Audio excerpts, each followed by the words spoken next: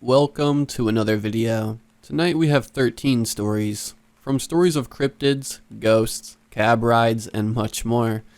If you have a story of your own, it can be sent to reddit.com/r/slumberreads. These videos do take me quite a bit of time to create, so if you're feeling generous, and if you feel this video is worth one, please be sure to drop a like rating. It helps the channel more than most think. Subscribing if you are new is also greatly appreciated. I make long videos just like this one all the time. As a matter of fact, I plan on trying to upload more content in September than any other month before on this channel. I don't want to make any promises, but that is the plan, so I hope you guys are ready for the ride. Anyway, I hope you enjoy the video, and as always, I hope you all have a great night.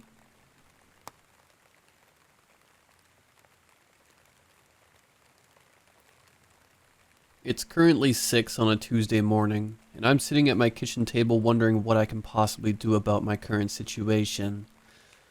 I suppose I should probably begin my story by telling what actually happened. I love reptiles. Every day since I was a young child, I've been fascinated by them. I'm not sure what about them I fell in love with exactly. Most people find them unnerving, especially the ones that I happen to love the most. I'm of course talking about the legless beauties that are snakes.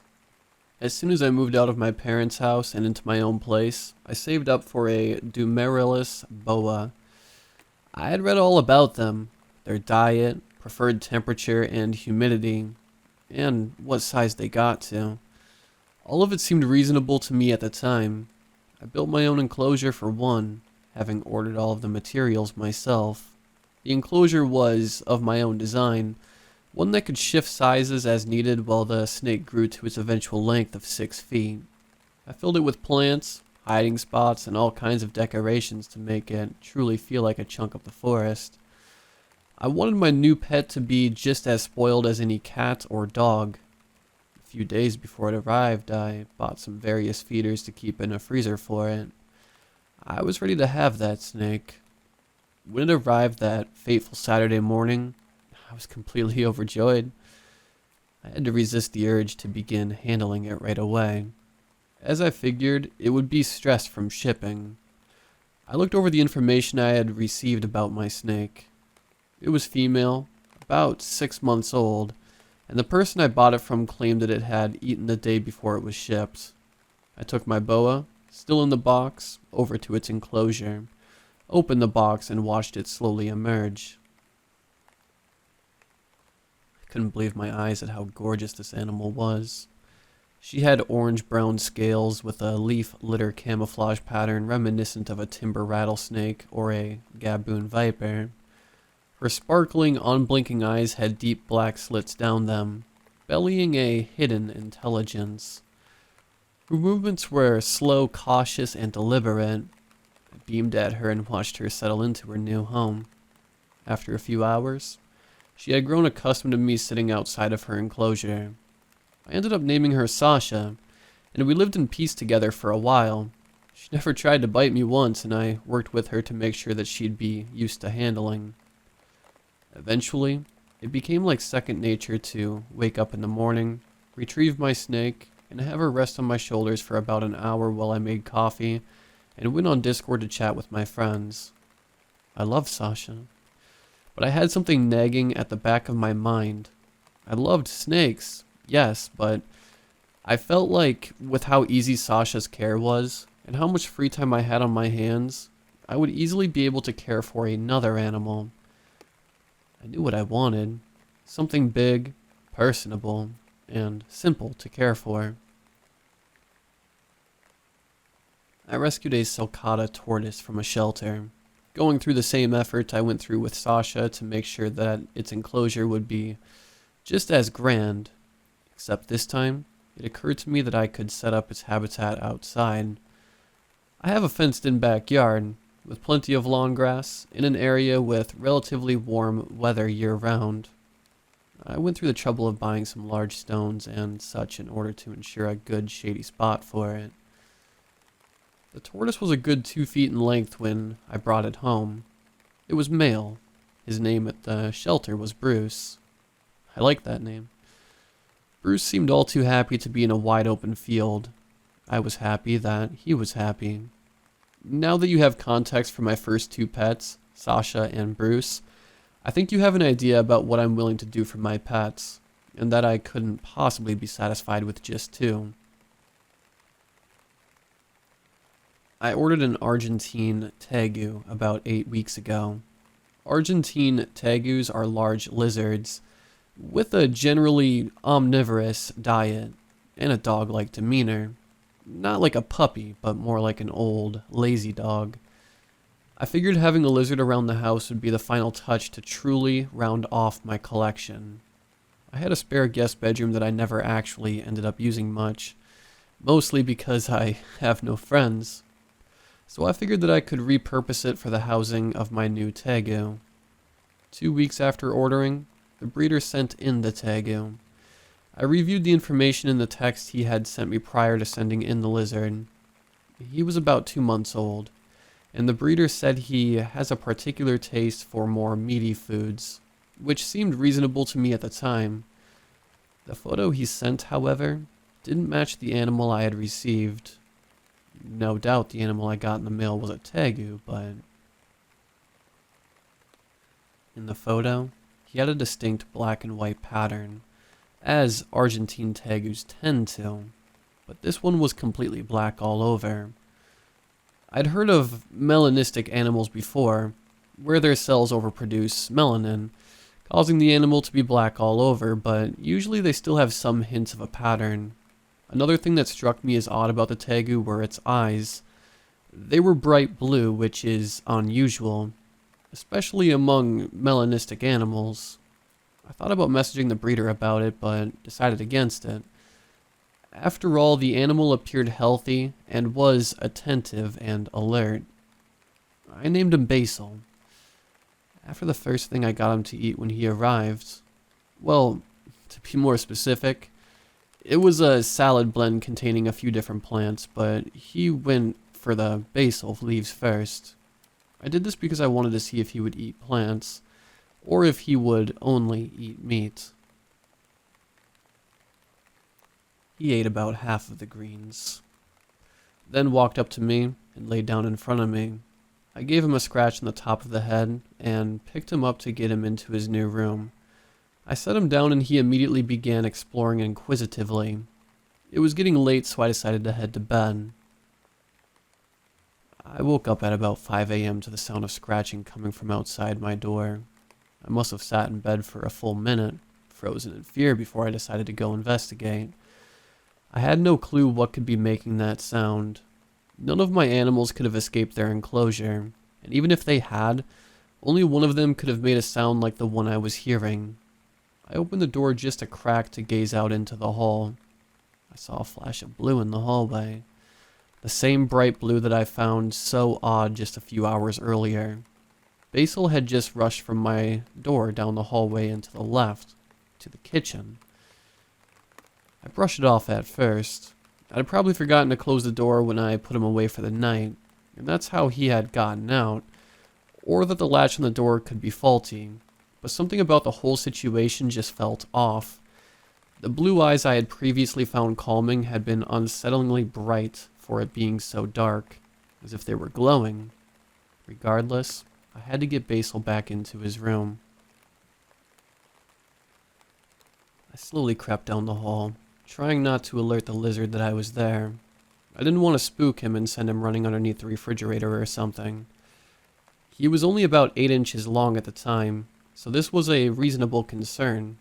I found the task of being silent quite difficult, however, as the rush of adrenaline from earlier had yet to wear off, and I was still breathing quite heavily. I walked into the kitchen to find that somehow Basil had managed to open the fridge and was eating something. I didn't get much of a look at what it was in the light of the fridge, but I did manage to catch him. He seemed unsurprised that I had caught him, though certainly not pleased. I'm not sure what it was about him, but he felt different. Heavier, maybe. The weight difference was slight enough that I figured it was just the mouse he was holding on to. In his mouth was a mouse that I had planned on giving to Sasha tomorrow morning. His body was sticky and slightly slimy, probably from the blood that had come from the mouse he had been furiously ripping apart a moment ago. I moved him back into his room. He fought me the whole way back, mostly because he didn't like being picked up very much, but also because he didn't want me to take the mouse from him. So, because I didn't want to upset him more than he already was, I let Basil keep the mouse. This time, when I left his room, I made sure the door closed behind me and that the latch worked. I knew I would eventually have to clean up the blood by the fridge, and probably the dirty footprints on the floor from Basil walking around the house, but it didn't seem like a big deal to me at the time. I also put another mouse in the fridge to thaw out for Sasha. The next morning, I gave Sasha her new mouse, which she happily accepted. I went to check on Bruce next, and he was just fine as well. He had dug out a small area underneath the rocks to give his shady spot more depth, so to make sure he really was okay, I lured him out with some lettuce. Needless to say, he was just his usual personable self. Then I went to check on Basil. His room was closed, just as I had left it the night prior. I opened the door and walked right in. I had made the room so much like a jungle, it was slightly jarring to enter from my relatively clean, modern house. It had taken me a few afternoons to fully complete, and I really went all out. I put all kinds of plants in there. Got some large rocks, not unlike the ones I used for Bruce's space out back. And I even hung up multiple heat lamps for his basking spot. The floor was covered in dirt, just how I remembered it. It took me a moment to find Basil in the dense foliage of the habitat. He was resting underneath the leaf of a pothos plant. Except something about him was off. He was still acting like his usual inquisitive self, but he seemed bulkier. A little longer, perhaps. It wasn't like he had shown any signs of growth like this before, but in the span of 2 or 3 hours, he had gained a noticeable amount of size. Intrigued, I offered him a banana for breakfast, and he hesitated before eating it. I wasn't imagining it. He definitely was bigger. His head was now about half the size of my fist, which, before, it was only about a quarter. I spent that afternoon looking into tegu growth spurts, but found nothing about such rapid growth in such a short amount of time. The next night, I woke up at 5 a.m. again to the same scratching sound from the night before. I knew it was Basil, but my heart raced, as I was sure, absolutely sure I had closed his room. And that the latch clicked. I definitely closed the door behind me this time. I saw the flash of blue through the crack in the door again. This time, to my horror, he turned to the right toward the living room. I wasn't sure if he knew that's where I kept Sasha, but I sure as hell wasn't about to wait to find out. Thank God I rushed out of my room in time because I caught him just as he was about to run headfirst into the glass of Sasha's enclosure. After that incident, I got a lock to put on Basil's door. I went about 2 nights before without incident, but on the third, it happened again. This time, however, I didn't wake up until the next morning. The floor was covered in dirty footprints and Basil's door was ajar. The lock had been broken clean off. I rushed over to Sasha's enclosure, worried for her safety and terrified at the prospect of finding my closest friend dead in her enclosure. She was fine, thankfully, but she was also acting very defensive and had holed herself away in her hide. Something had spooked her recently, judging by the dirt and the scratches in the plexiglass. It wasn't hard to guess what. The kitchen had been trashed, with the fridge door having been ripped off its hinges, and all of the food had been eaten. Granted, there wasn't much food in the fridge because I'd only been feeding myself and my animals, but I was still, understandably, quite upset. I found Basil sitting in the sun coming in from the sliding glass window, or at least, I was pretty sure it was him. Basil was easily about 4 feet long, and I had mistaken him at first for a monitor lizard that had somehow broken into my house. But after getting a look at those bright blue eyes, it was unmistakably clear that the lizard that lay before me was, in fact, the lizard I had willingly brought into my house. The one that I had continued to care for, even after it had proven that it was nothing to be trifled with. I must have stood there in shock for about 10 minutes, just staring at this absolutely massive tegu, just sitting in the sun by my window. I didn't want to approach him too quickly, as I was afraid he might try and bite me. So I slowly walked over to him and attempted to pick him up, with his now huge size. Getting him back into his room was no easy feat. It took me 20 minutes.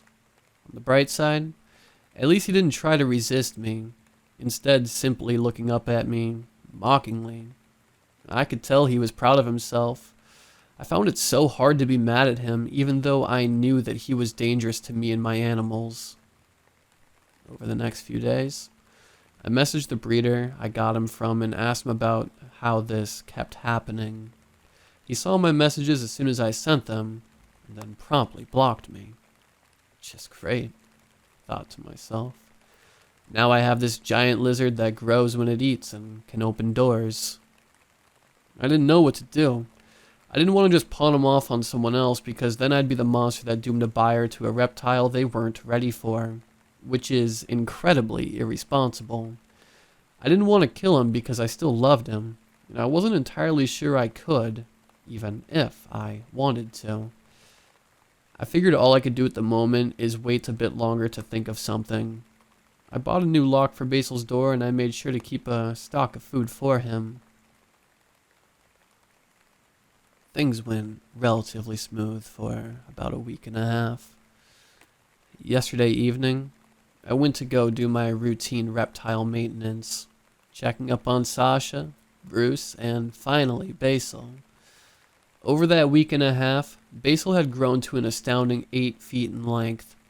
I had considered contacting a tegu expert to come look at my lizard to figure out what in God's name it actually was, because Lord knows it wasn't an Argentine tegu.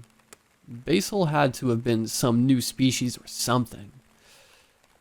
I decided I'd call in the morning.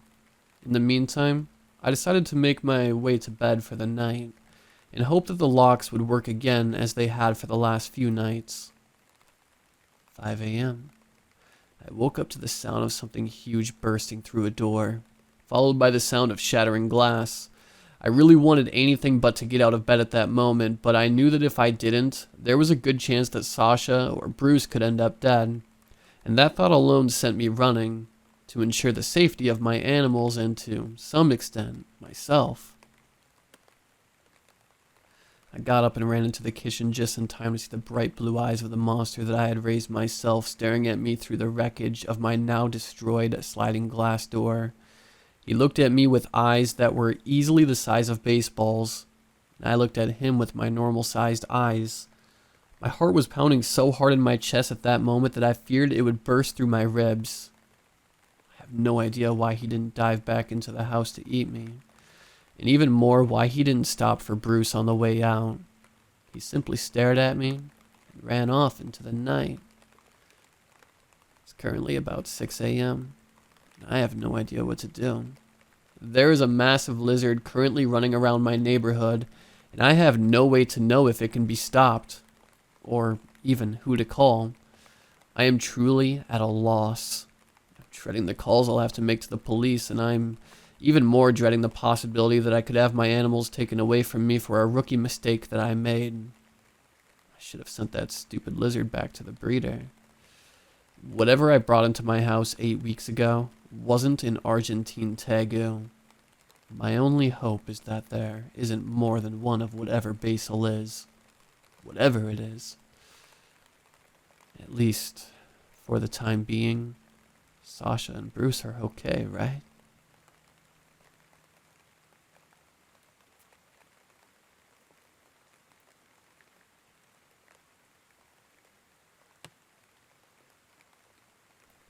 Hello. I would like to read you a creepy tale of something that happened in my small town. It involved the Marshall family, which I had the privilege of talking to last year about what happened on this infamous day. They spent all evening getting ready for the funeral of their neighbor's child. They felt horrible for the family. They could only imagine the hardship of watching their child die of cancer during his 2-year battle. Earlier in the day, the wife picked up some beautiful flowers for the funeral from the flower shop, owned by a charming young fellow named Cody May. She also ordered some fresh donuts from the local bakery, which they would pick up on their way to the funeral.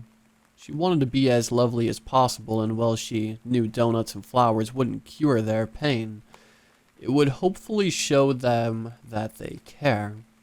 The husband was putting his dress clothes on and fixing his messy, black hair with hair gel.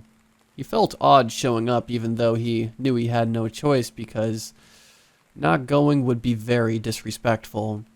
He felt strange because the two families weren't close. No, they didn't hate each other. It's just that they didn't talk or hang out like two families who are buddy-buddy would.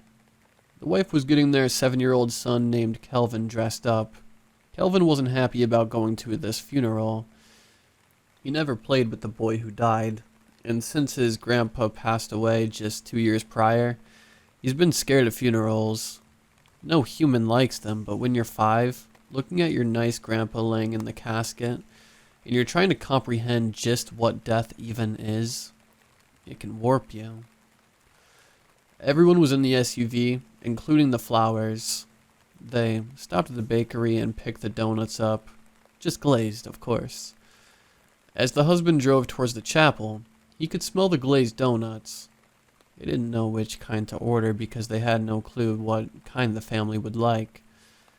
The same husband licking his lips while driving towards the chapel told her to order glazed because they were his favorite. They were also very standard, which meant more people would likely enjoy them. Admittedly, he was secretly hoping nobody would eat them, so he could take them back home, warm them up, and feast. They arrived 20 minutes early. Kelvin had his eyes into his dad's side as they walked in together, holding hands. The wife hugged Michelle, whose son, dressed in a black suit with a red tie, lay in the casket. The husband handed the donuts to Richard, the father of the son who had the same black suit and red tie, lying in the coffin. Richard packed the donuts into the kitchen of the chapel, and both men talked. The husband told Richard he'd do anything for him. All he had to do was call. Richard thanked him and asked if they'd be interested in going to dinner soon. The husband agreed. The offer warmed the husband's heart because he could tell more than anything that after what Richard and Michelle had been through, what they needed now more than ever was a friend. People gathered in, and the service started. Kelvin lay in his father's lap, with his eyes never making contact with the casket. Kelvin was scared he might see dead Grandpa. The singing was over now, and the preaching started. The preacher man talked about washing your sins free and about the fire of hell. He spoke about the path of righteousness. The husband didn't think this was appropriate at a child's funeral, that if there was a heaven, this kid surely was in it. Michelle and Richard sat in the front, crying as the preacher man sang Amazing Grace. Kelvin was getting scared and asked if they could leave, but they wouldn't leave because that would be disrespectful. The wife told Kevin that there was a playground attached to the church outside. She told him if he saw kids out there to play with them, but not to get around strangers. Kelvin, not looking at the casket, walked outside. He saw a kid at the playground, so he went to play. The husband, who wasn't much on funerals himself, or church services for that matter, got up to take a piss. He was thinking about the basketball game that was on right now as the pee flowed. He thought about asking his wife before they left if she wanted to order a pizza, and he was also thinking about those glazed donuts. He got a cup of water from those water tanks that just so happened to be at every church in existence, then walked to the kitchen to see how many of his glazed donuts were left. He cracked open the lid to see an empty box, which upset him. Sure, he was happy that they enjoyed them, but damn it. Those were his for later. There wasn't an empty seat tonight, so no, he wasn't shocked, but the disappointment was still immeasurable. He walked back into the chapel and sat down next to his wife. "No more donuts," he whispered to her as she slapped his arm and told him to grow up. Kelvin came running back in, not looking at the casket, asking his dad for his iPhone. "Why do you need my iPhone, Kelvin?" "Me and this cool boy are playing on the slides. I told him you have a cool phone and that it takes pictures and stuff. Can I please show him? Please?" Sure, okay. Don't break it. Oh, hey, also, don't stay out there too long."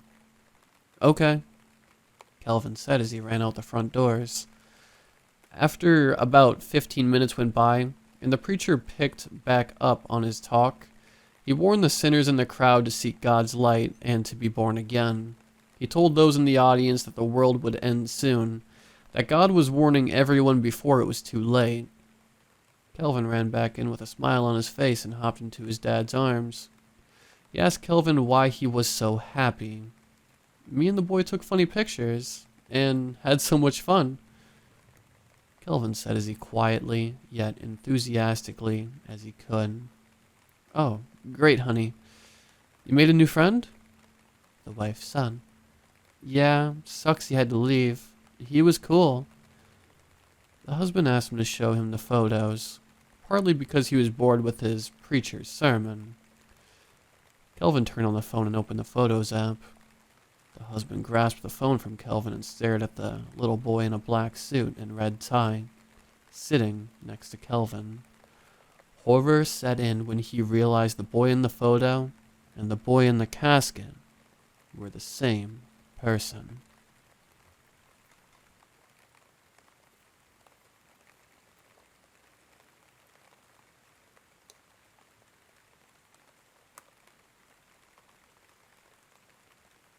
Deep within the mountainous valleys of my home state, I found a strange forest, called the Silver Mist Forest, but no one can ever go there.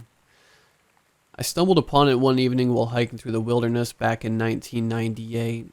I wandered off the typical hiking trail, well in the adventuring mood, and had all but gotten lost in the dense pine trees when I saw an old wooden sign which read, "The Silver Mist Forest."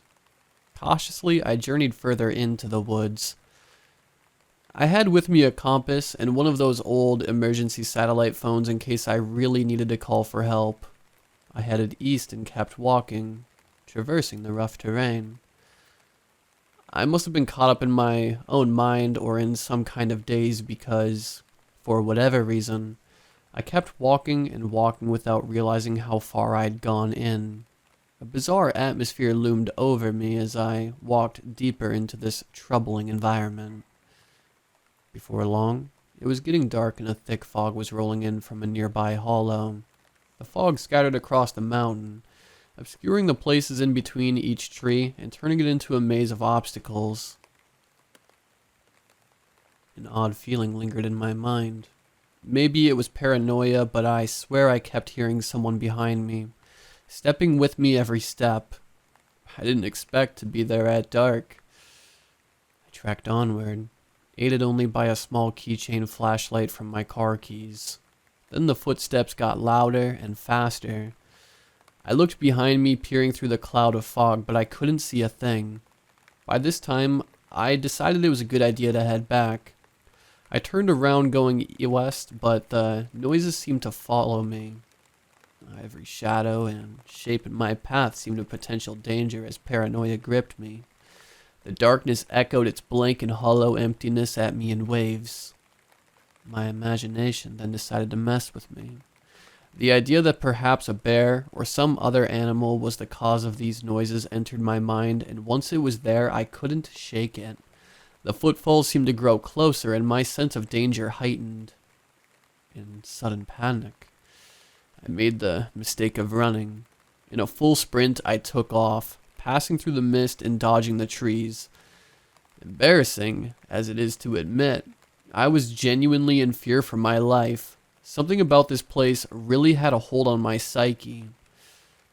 Then, when maneuvering through the narrow space between two scraggly trees, a jutted out branch caught me and sent me veering to the side and falling backwards. I lost my balance completely and fell hard on the forest floor.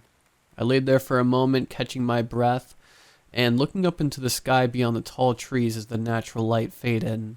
If something was coming for me, I was as good as dead, but to my surprise, the noise was gone. I wondered, did I outrun it? Was it all in my head? I sat up and tried to reorient myself, but when I looked at my compass, something was wrong. The needle on the compass was spinning around and around like crazy. Did it break in the fall, or was something affecting it? Luckily, I was able to follow some nearby power lines back to safety.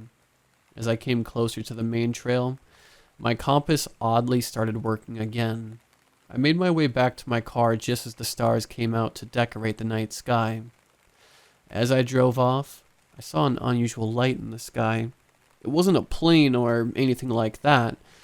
I'm still not sure what it was, but it shined an eerie purple glow. I hesitate to call it an unidentified flying object, but that description certainly fits. At this point, I just wanted to get home. That night, I hardly got any sleep. I just kept thinking about my experience. Every time I'd close my eyes, I'd see the pine trees of the silver mist forest, the fog rolling in, or the treetops extending out into the open skies. I'd hear the ominous sound of something approaching, or see the bright, glowing purple light in the sky. That night I dreamed of running through the darkened forest, of weaving between the tall trees in a hurried attempt to get away. But what was chasing me? I wondered. The dream had felt so real. I could feel the forest floor, the fresh night air, hear the crickets, and sense the danger of something approaching. What was I running from? I needed to go back there. Something was pulling me back. It was like a piece of me was still there. This time, however, I'd go in the morning. This time, I'd be prepared to see something strange. I made my way towards the main hiking trail, driving my usual route, with the tall pine trees scraping the sky on either side of the road. Suddenly, something stirred in a nearby bush. A dark, hairy mass appeared from the foliage. It darted its way onto the road ahead. In an instant, I slammed on my brakes and narrowly avoided hitting it. There stood a human-like figure, completely covered in hair. Before I could get a good look at it, the creature ran off. It disappeared into the thick wilderness, never to return again. What the heck did I just see? I sat there in the middle of the road for a while, shocked and dumbfounded by what just happened. Maybe it's hubris, foolhardiness, or something that came over me, but I kept driving. It would only get weirder from there. I looked down at my watch. Inexplicably, it had stopped. I parked my car at the trail entrance and began the trek into the woods. I entered into the silver mist forest, traveling across the tough terrain once more and heading east in the direction of the sunrise. The forest felt alive and active, as if every tree was conscious of my presence. It felt even stranger than before. The environment seemed to hum with electricity. The atmosphere surrounded me and clung to me like a blanket. The air was thick and hardly breathable. Again, the fog rolled in, covering everything in an impenetrable haze. A man stepped forward from the mist. Startled, I jumped back. He was wearing a green forest ranger uniform with identifying patches on his shoulders and front pocket. "What are you doing out here? You're not allowed to be this far off the trail," he said in a commanding voice. Sorry. I was just looking around," I said nervously. Thought about telling him about the strange thing that ran out in front of my car, but he seemed like a no-nonsense kind of guy. "I'm going to need you to turn around and head back to the main trail now," he said, giving me a stern look. Something didn't feel quite right about this guy. His voice sounded almost unnatural, like a stage performer delivering a line. It was only then that I noticed that his name tag was blank and that one of the patches on his shoulders was upside down. His gaze harshened, as if he noticed that I'd noticed. "Turn around and go back to your vehicle," he said. Despite my suspicions of the man, I followed his orders to avoid getting in any trouble. "Yes, sir," I replied, and began to turn around. As I was walking towards the entrance, I heard him say, "Remember, you didn't see anything. Understood?" I looked back over my shoulder and saw the man vanish into thin air. It wasn't just the fog covering him. He disappeared entirely before my eyes. I kept walking back to my car. I knew then that something was very strange and seriously wrong about this forest. Either this place was messing with my mind, or the strangest of beings had claimed it as their home. As I walked further and further away, my mind seemed to clear more and more. There's no way that just happened. I must have imagined that. There's no way, I told myself. I had to be sure. I began walking back towards where the man had been, but as soon as I took a few steps, a figure began appearing from the mist. It was a frightening specter in the shape of a wolf. The creature's eyes shined an eerie diamond brilliance, and its body gleamed a bright silver. This bizarre figure was no ordinary animal. The wolf began to speak in a haunting and uncanny human voice without ever moving its lips. "Turn back," it whispered. The silver wolf took a step forward. I stood frozen for a moment with panic growing within me.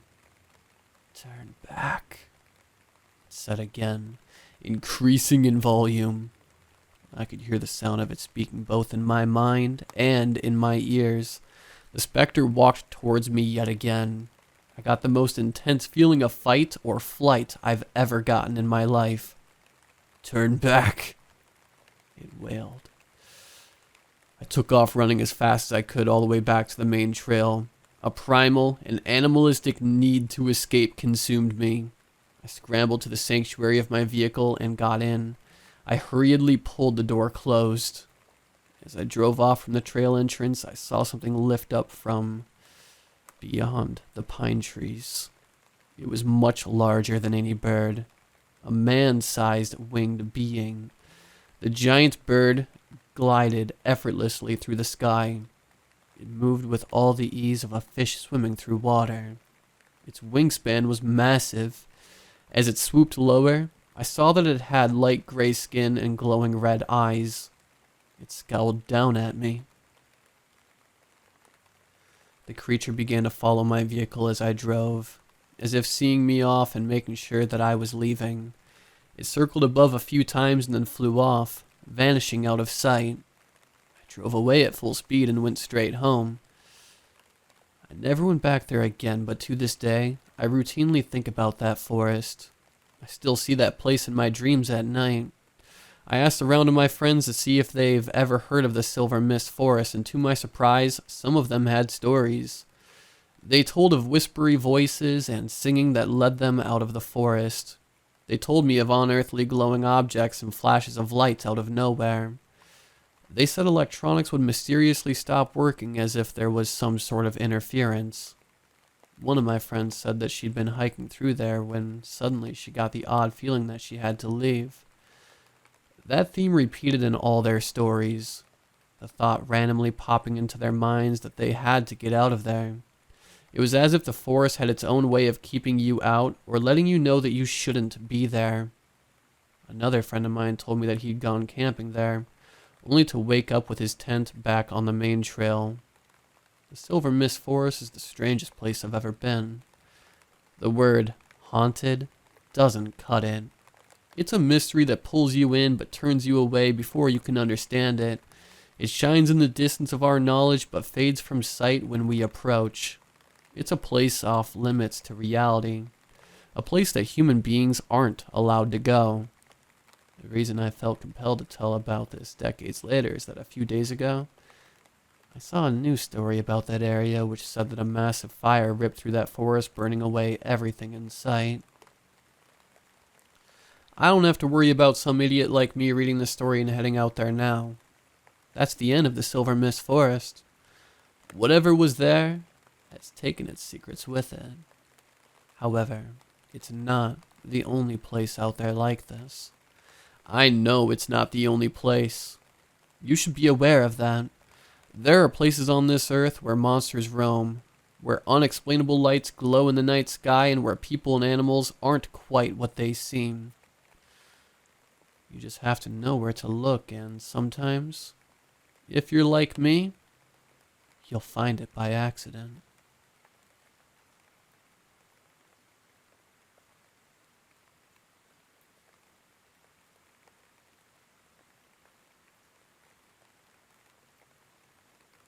Do you remember when they called this the Wild West?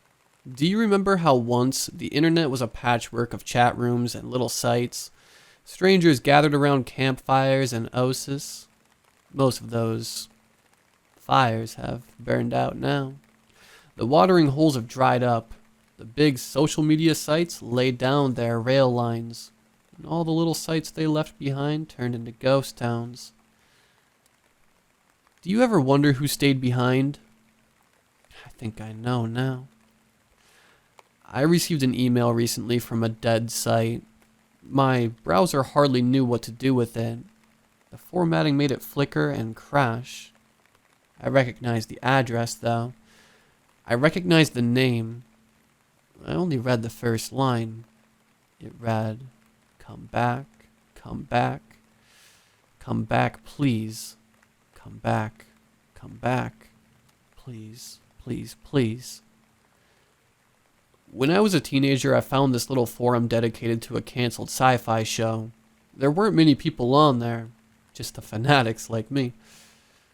We formed a community there. To this day, I can remember the usernames. The low-res profile photos which served, in my mind's eye, as faces. A pixel became an eye. An animation became a soul. I identified with those blotchy images more than I did with any real-life face of flesh and blood. The show we all obsessed over had been pretty corny, but surprisingly scary for its day. Some of the plot lines brought up some pretty mind-bending ideas about the universe. Of course, we talked them to death, putting far more thought into these grainy serials than the original writers ever did. Sometimes the conversations got heavy. There was a man on that server named S. That's the name he gave us. He was, I guess you could say, the forum's leader. He ran the site, and besides, his knowledge of the show seemed almost encyclopedic. He really loved and breathed the stuff, more even than the rest of us. He took it seriously in a way nobody else did. Well, the rest of us could debate and laugh about, I don't know, cybernetics or mind transference or entropy. S would latch on to these topics in one of his black moods and argue long into the night until everybody else just gave up. I don't know when he slept. He had this idea. I can't remember exactly how he put it, but to paraphrase, he said, "Souls are just in the brain. The brain is just electricity. It's electric impulses, no more than a wet computer. Dementia is just hardware decay. A seizure is just a glitch. In the afterlife, did you ever catch stray radio signals on your phone line?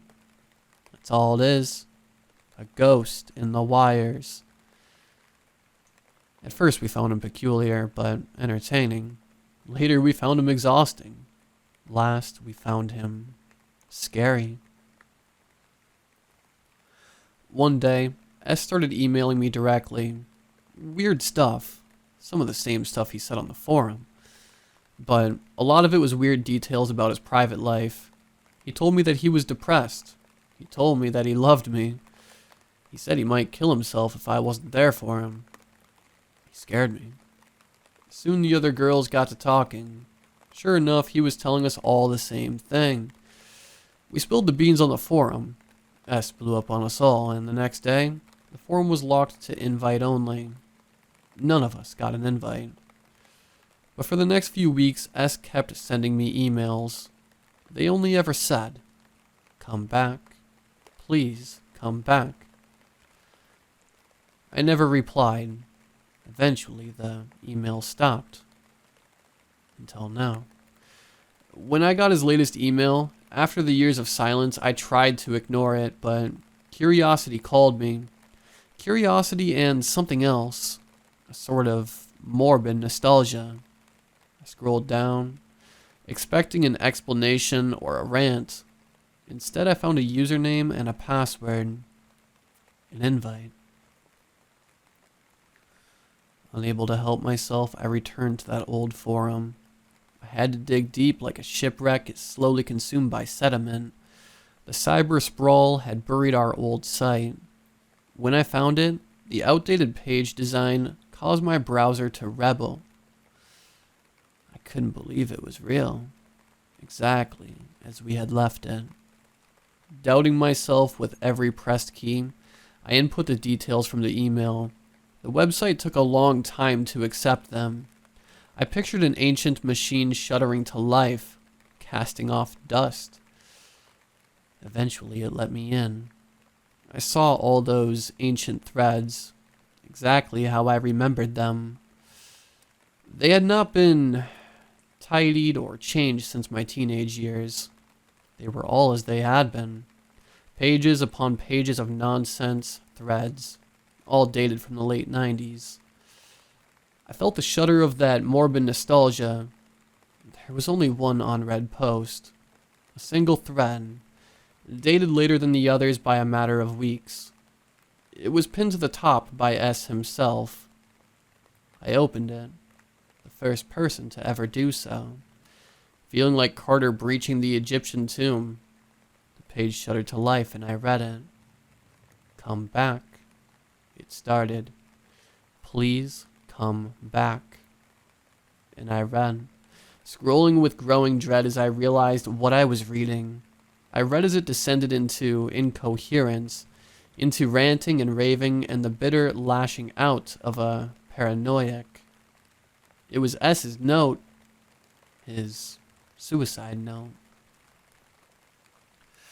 By this stage, I was trembling at my computer. I hammed the back key, urging myself to look away, to never return. But then one last thing caught my eye. The threads had never been deleted. Newer threads had never come to replace them. Even still, some of them were still active. I saw notifications denoting new contributions from as far back as the 90s. But as recently as that very day, I could not believe that anybody else was still active here. I could not believe that they would return, not with S's horrible last message still pinned to the top. And so, against my better judgment, I clicked. And I saw that every single reply was from the same account, and that every single reply was a variation of the same message, lashing out across the site over decades, rattling through the empty corridors like a ghost in the wires. S's account continued to post. Come back. Come back. Please come back. Please come back. Please come back. Come back.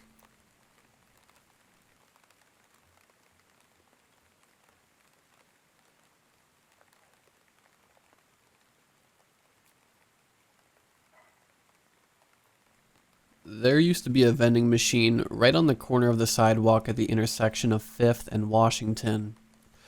It was held down by bolts solidly embedded in the cracked pavement, weeds twirling around the bottom, capturing the metal prison.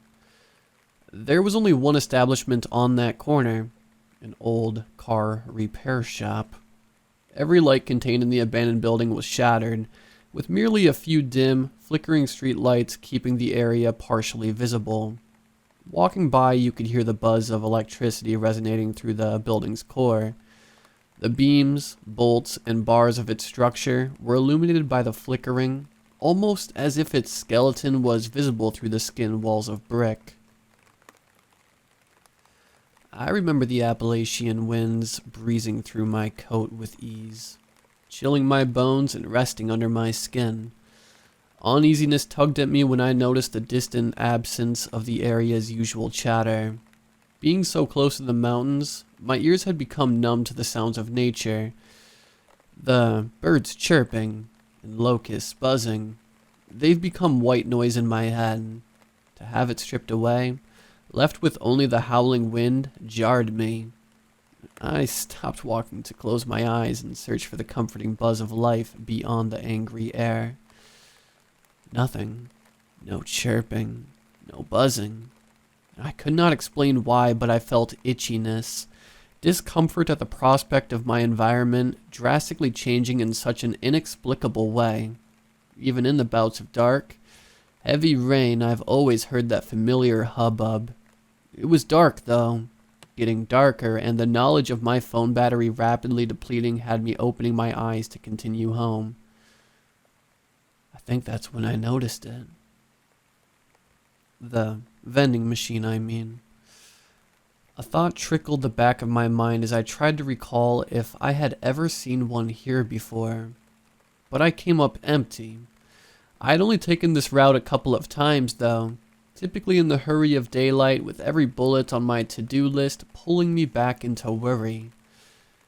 It would not have surprised me if my eyes had unwillingly skipped over it in the few times I'd come through. I pushed these thoughts out of my mind. It didn't matter at the time. I had been commuting from town where my university classes are held, and it was certainly one hell of a walk. Almost 2 miles. My throat felt like a cat's tongue, so I fumbled through my wallet, scrounging for the proper amount of change as I approached.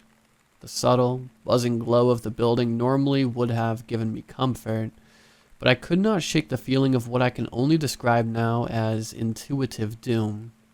Looking over my shoulders, I concluded that there was nobody in sight. I should be safe, right? I carried on, pushing my coins in, selecting my drink. Nothing happened for a moment, to my confusion. Then I saw it. Flesh snaking up around the flap covering the drink slot. The machine groaned as more and more of what I could see then was a human hand creeped out further. There was a drink in its hand. A soda clutched in its pale, knobby fingers. I could not move. I could not breathe. I could not think. I merely watched the hand protruding out from its elbow, the rest concealed in the dark of the machine. It held the beverage expectantly, shaking it slightly as if to say, "Go on, take it." I suppose it wanted me to take it, so I did. I mean, what else was I to do in my rattled, fear-frozen state? I reached out and took my soda. The hand waited there for a moment to ensure my drink was held solidly in my own hand. Satisfied, it slithered backward into the rectangular void. Though my fear had not ebbed, my shock had, and I am ashamed to say I turned and ran. I did. I ran all the way home, retching in exhaustion on my front porch while I tried to fumble my keys into the lock. It's been about 2 weeks since this event occurred, if it did. I remember so vividly the coldness of those fingers as they brushed against my own, but I can't help questioning myself, considering how utterly absurd this sounds. I phoned my friend who lived near the intersection after a few days of stunned deliberation. Of course, I can't tell her what I remember transpiring, but I managed to slip in my question in hopes of not driving her off when she inevitably marks me as crazy. Emily, I know this may sound weird, but if there's a vending machine near your house, I have this strange memory of there being a vending machine out front of that run-down auto shop near the intersection. I I think that should be enough information without further driving myself into the crazy category in her head. There's no auto shop near me. I have to drive out 20 minutes for the closest one on the edge of town. Maybe it was a dream. She said, laughing it off. Yeah, maybe. I utter out with a half-hearted chuckle. I stare at the soda on my dining room table. It was not a dream.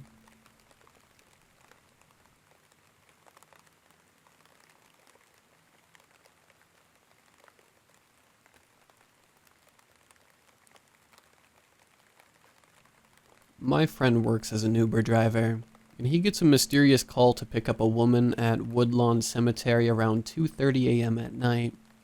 So my friend reluctantly goes to pick this woman up, even though he finds it really weird that she wants to be picked up by cemetery at 2 a.m. My friend gets there, and sure enough, there's a woman by the front entrance of Woodlawn Cemetery. So he unlocks the door and the woman gets in the car.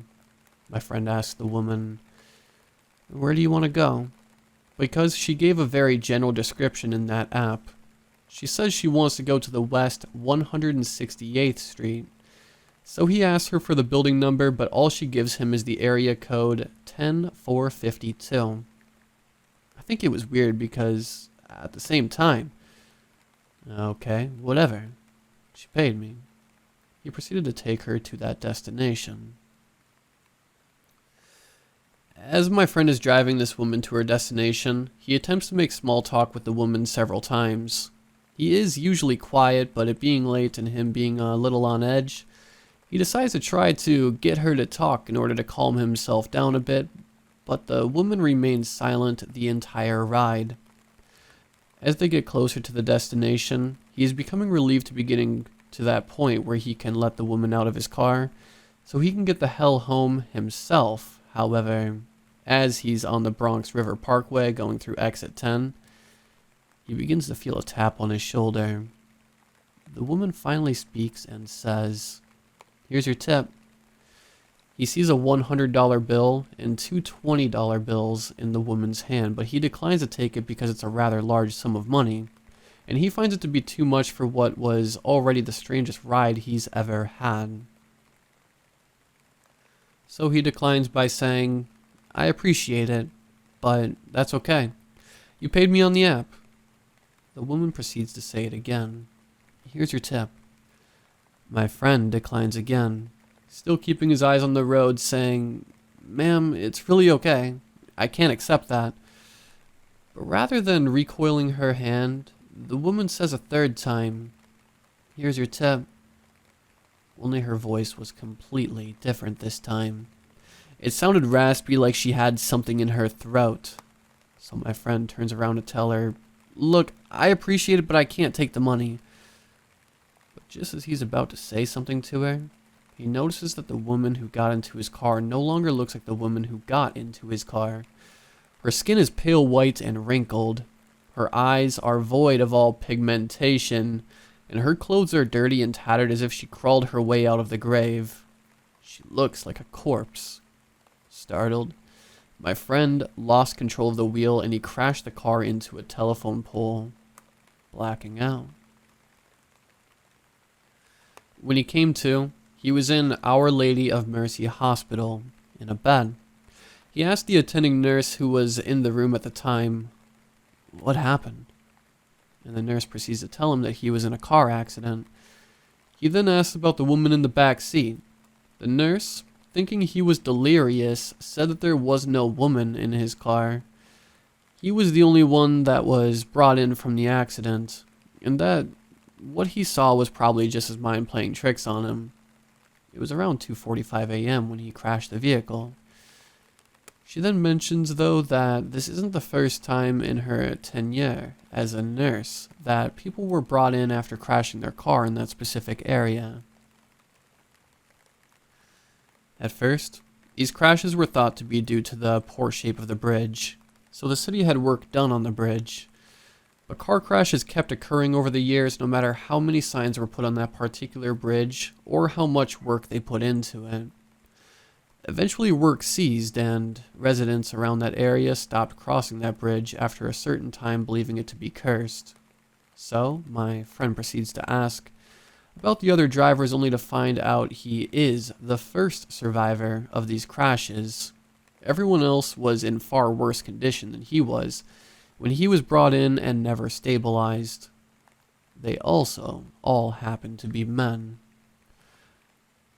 My friend was pondering why that is, because it is odd when the nurse turns and says to him while fixing his room, "You know, had it been a second or two sooner, you wouldn't have been so lucky." It's at this moment that it dawns on him that he had turned around to take the tip when the passenger first offered him. He'd be dead. The nurse, continuing the convo, proceeds to tell him about the first crash prior to this string of occurrences that happened on the bridge, as she was an attending nurse for that hospital when they first started occurring. One day a man was brought in critical condition but conscious, followed by a detective at the scene of the accident. She asked the detective what happened, and from her recollection, the story goes that a woman and her husband were supposedly having a dispute over money. The woman had a history of alcohol abuse which strained their marriage, and his wife barely made enough to make ends meet, and wanted whatever she had to pay for his habit as well. Pissed off at him, she decided to sit in the back of the car that night of the crash, and her husband drove while under the influence. During the argument, he got pissed off and turned around to yell at her because she refused to give him the money she made in tips at her job that night.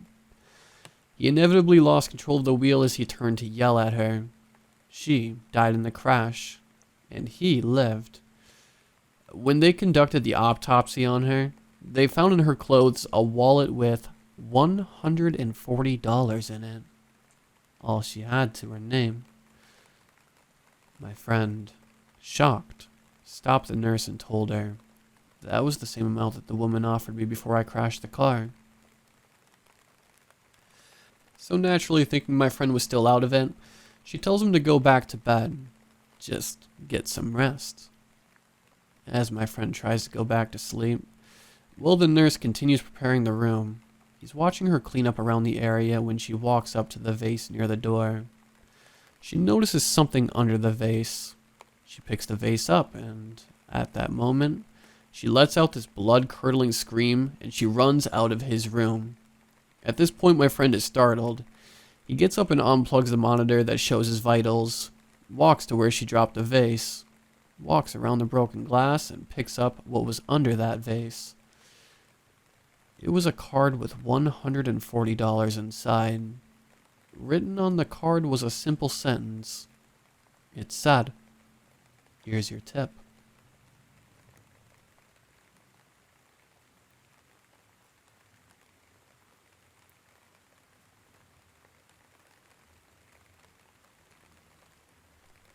I work as a deconstructionalist in Portland, Oregon. Basically, I do demolition but by hand. The work varies from bathroom remodel prep to full structure takedowns.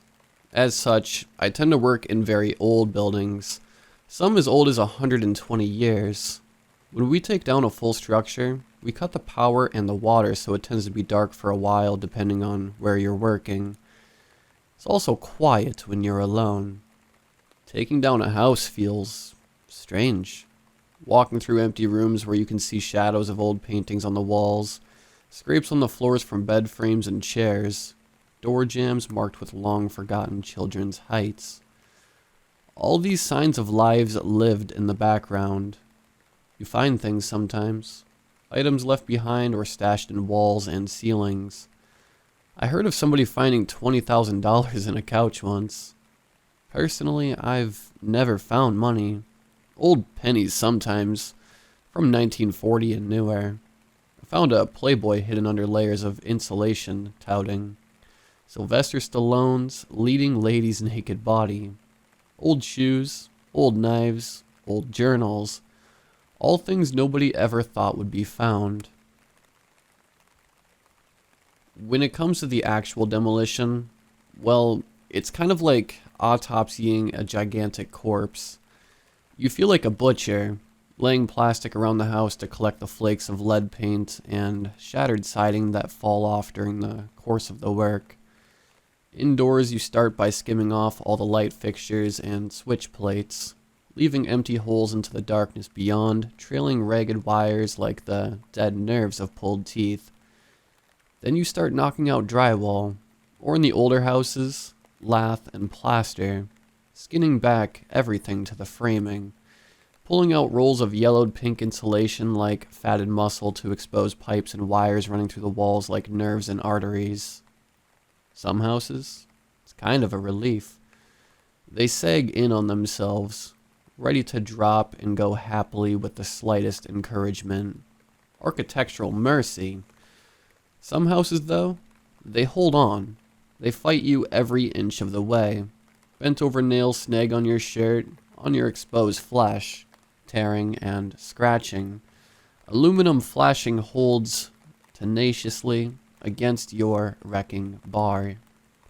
Floating joists drop suddenly, slamming into the floor when you were just standing. And sometimes, you see things, hear things when you shouldn't. I was working in the basement of a house built in the 70s, dressed in full PPE.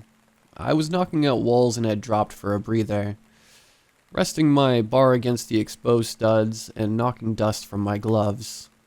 I had a headlight strapped to my hard hat and switched it off briefly to conserve battery. In the darkness, I suddenly felt a keen sense that someone was down there with me. I could hear the sounds of the other crew working upstairs, could hear lively Mexican music blasting from a speaker through the floor above. I knew I was alone, but the hairs on my arms told me otherwise. I looked around in the half-light that came in through a small dirty window at one side of the room, and saw a shadow in the shape of a man standing beside the hulk of the furnace at the center of the basement. "Tyler?" I called, pulling down my respirator to make myself more audible. "That you? What's up?" The figure didn't respond, didn't move, just stood there in the dust and the darkness, staring at me. I clicked the headlight back on, and the man disappeared in the beam, evaporating into the surrounding dark. "The fuck?" I shouted and ran upstairs, pulling off my mask and glasses and standing in the sun. I didn't tell anybody what I'd seen, just went and got some water and went back to work. I didn't see the man again for the rest of that job. Another time, I was upstairs in a house built in 1952. I was knocking on walls, sounding for studs so I could make some cuts in the drywall without ripping into the framing. I rapped my knuckles hard against the wall, and the impact rung hollowly. I went to grab the sawzall, and was about to start cutting when I heard a series of distinct knocks coming from the other side of the wall. Shaving a haircut, just so, in that rhythm. It happened twice, and then silence. I put the tool down and went and told my lead I was feeling sick and needed to go home. He let me leave without asking for more of an explanation, which I was grateful for. When I came back the next day, somebody else had begun the cuts up there and had opened the wall onto a kind of empty void behind the wall, and apparently discovered inside a pile of old books and rusted tin cans, along with some ancient, rotted bedding. It had all been cleared out and thrown away before I got there. I don't believe in ghosts, but I know what I experienced, and I know it was real.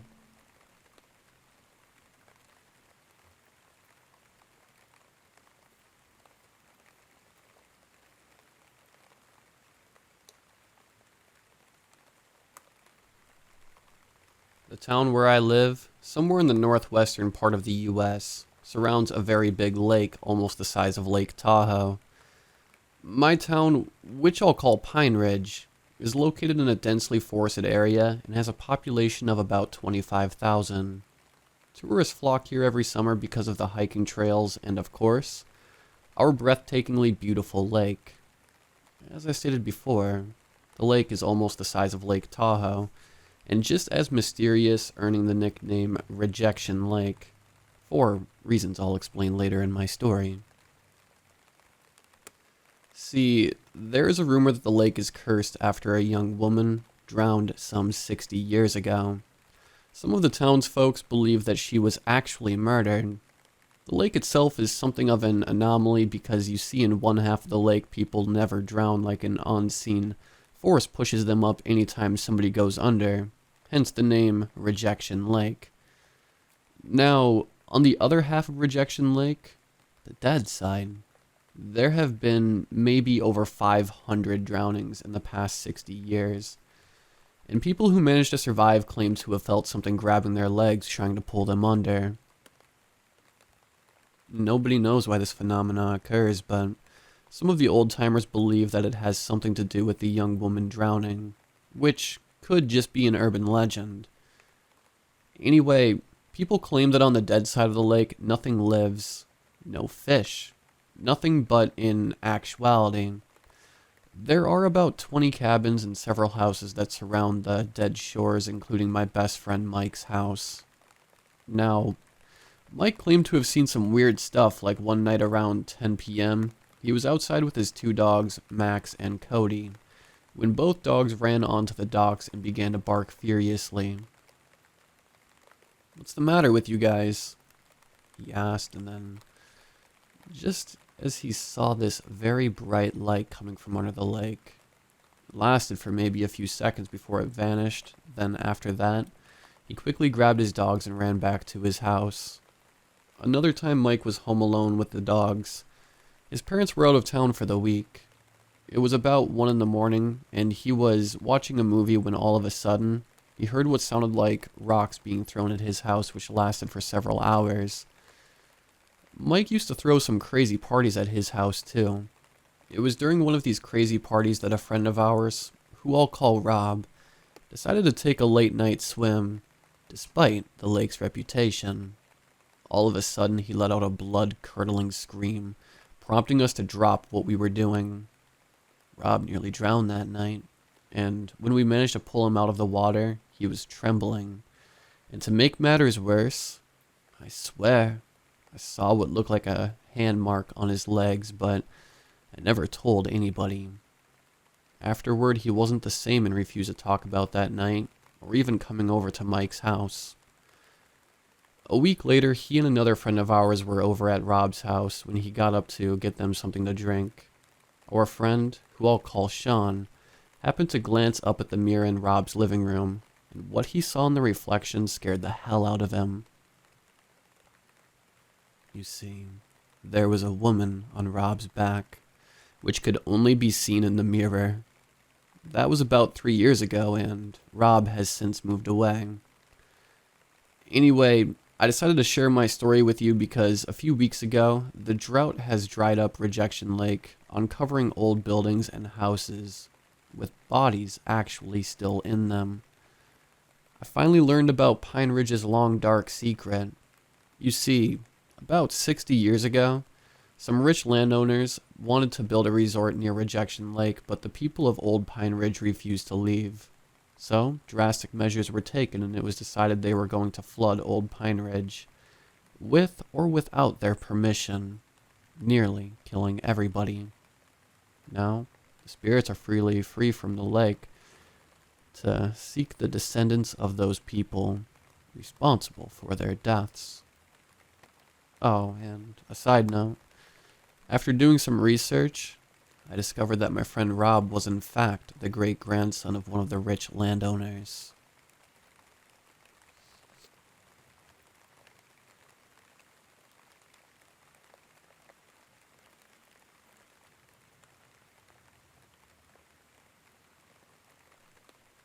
It was late at night. I was tired from working all day, and my work was just about complete. So even though I had some work left, I booked a cab so that I don't have to wait. I was hoping for the cab not to come early, as it always happens with me. Whenever you're in a hurry, it takes them a lifetime, but if you book them before, they'll be standing right at your door the minute you book. It was the first time for me that the cab arrived at the perfect time. I completed my work, and as I walked out from my office to the road, I saw a car approaching me, and it stopped right in front of me. "Mr. Tom?" the driver asked. I nodded and said yes. I opened the car's door and took my seat. The distance between my home and work is around 45 minutes. I have a family, my wife and 2 kids under 10. I wanted to live near the city, closer to my work, but having a family means we need a much bigger house, which currently my wife and I could not afford near the city. The cab rides are paid for by my company, which is really great for us. I like taking these long rides at the start of my work, but it starts to get boring after some time. The driver was a young boy, around 20 to 22.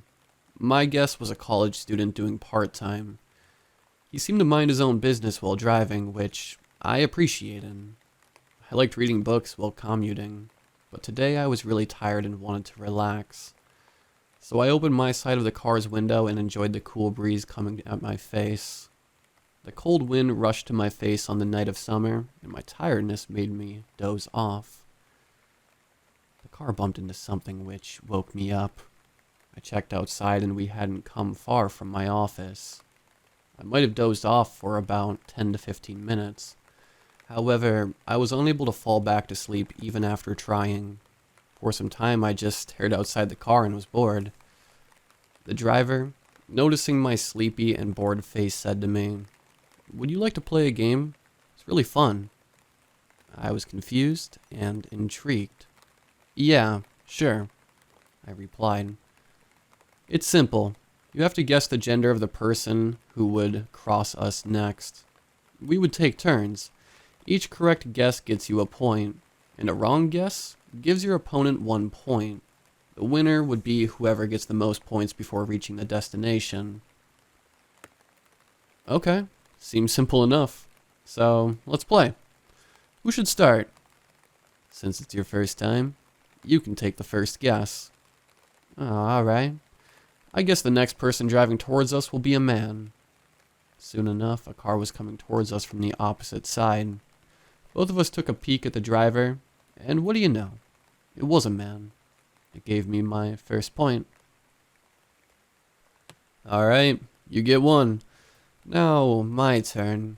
I guess the next person crossing us would be a man. The driver said to me in an excited tone. The road was not running with too many vehicles, but there was always a car passing by us around 5 to 20 seconds. The next car also had a male driver. Nice, now we're tied. The next one will be a woman, I said to the driver. At first, I didn't think this silly game would be fun, but somehow it was. The next person who crossed us was also a man. Patrick 2, Tom 1. The driver said with a grin on his face. As soon as he spoke those words, I felt a sudden change in my body. I felt completely different. I don't know what it was, but there was something wrong. We had played for about 3 to 4 minutes, and the score was Patrick 18, Tom 7. The driver had not guessed a single one wrong. I finally knew what was happening to my body. Each time he got the point, my body was getting older. I was terrified. I asked the driver, "What the fuck is happening to me?" To which the driver replied, "Oh boy, took you long enough. For every point I earn, you get 1 month older. And for every point you earn, you just get 1 month of your age back." Even though we were talking, the driver kept guessing and counting the points. So even though I did not guess, he was still getting the points. I'm a good guy, so I would let you know the rules. Since you agreed to play the game, you cannot leave the car until we reach the destination. All the turns you don't guess, I get the point by default. If I was you, I'd try to get as many points as I can. After hearing those words, I tried opening the door, but it wouldn't budge. I tried smashing the window, which was now closed. I was horrified and didn't know what I was going to do. I didn't know if I could trust this man, but there was something else I could do other than to play along and try to get as many points as I could. We kept playing for another 15 to 20 minutes. The score was Patrick 112, Tom 54. I was able to keep that score because of some luck and me guessing man every time. I knew the majority of the drivers this late would be men. The driver always guessed correctly, so all the points I could gain was from the drivers being men. Every time the driver was a woman, I lost a point. I was 39 before I entered the cab. I have currently aged about 5 years now, and I could feel the difference. I could feel my back aching. My skin was thinning slightly with each lost point. The wrinkles on my body were getting deeper and deeper. I was also pinching myself in the hopes of waking up from this nightmare. The driver laughed at me, seeing me pinch myself. "This is not a nightmare, my boy. You are currently riding back home, playing a friendly game with your driver," he said with this maniacal laughter. I was really scared, and I knew I couldn't do anything to this driver. If I tried anything, my fate might turn out to be even worse. I took a glance outside, and we were about to reach my home in around 5 minutes. Luckily, very few vehicles passed us on our way in the last 5 minutes. The score at that time was Patrick 120, Tom 59. If I went on like this, I might only lose around 6 years of my life. The driver started speaking again. "Looks like you're about to reach your destination, my boy. Are you happy there, or do you want me to take a longer route to your home?" "What the?" The driver interrupted me and said, "Just kidding. I can't really divert from the destination, or else your life would return to you." We had arrived at my home. My heartbeat raised infinitely. I was not sure if this man was going to let me walk away. "Patrick 132. Tom 66. Looks like I've won our fun little game. I hope I helped you pass a lot of time," he said while laughing maniacally. The doors of the car were now open. I jumped right out of the car. I saw him leave with laughter on his face. I stood outside my door, 5.5 years older than when I had left. I checked my phone's app to see if the contact of the driver was present there. When I opened the cab service app, I saw that my last ride was canceled. I started crying at that moment. All this would not have happened if I had just matched the cab's registration number with the app. I'm writing this post to inform everyone about what happened to me and how I got 5.5 years older in a day. I request all of you to please check the registration number of the cab you are taking. Matches the registration number on your phone.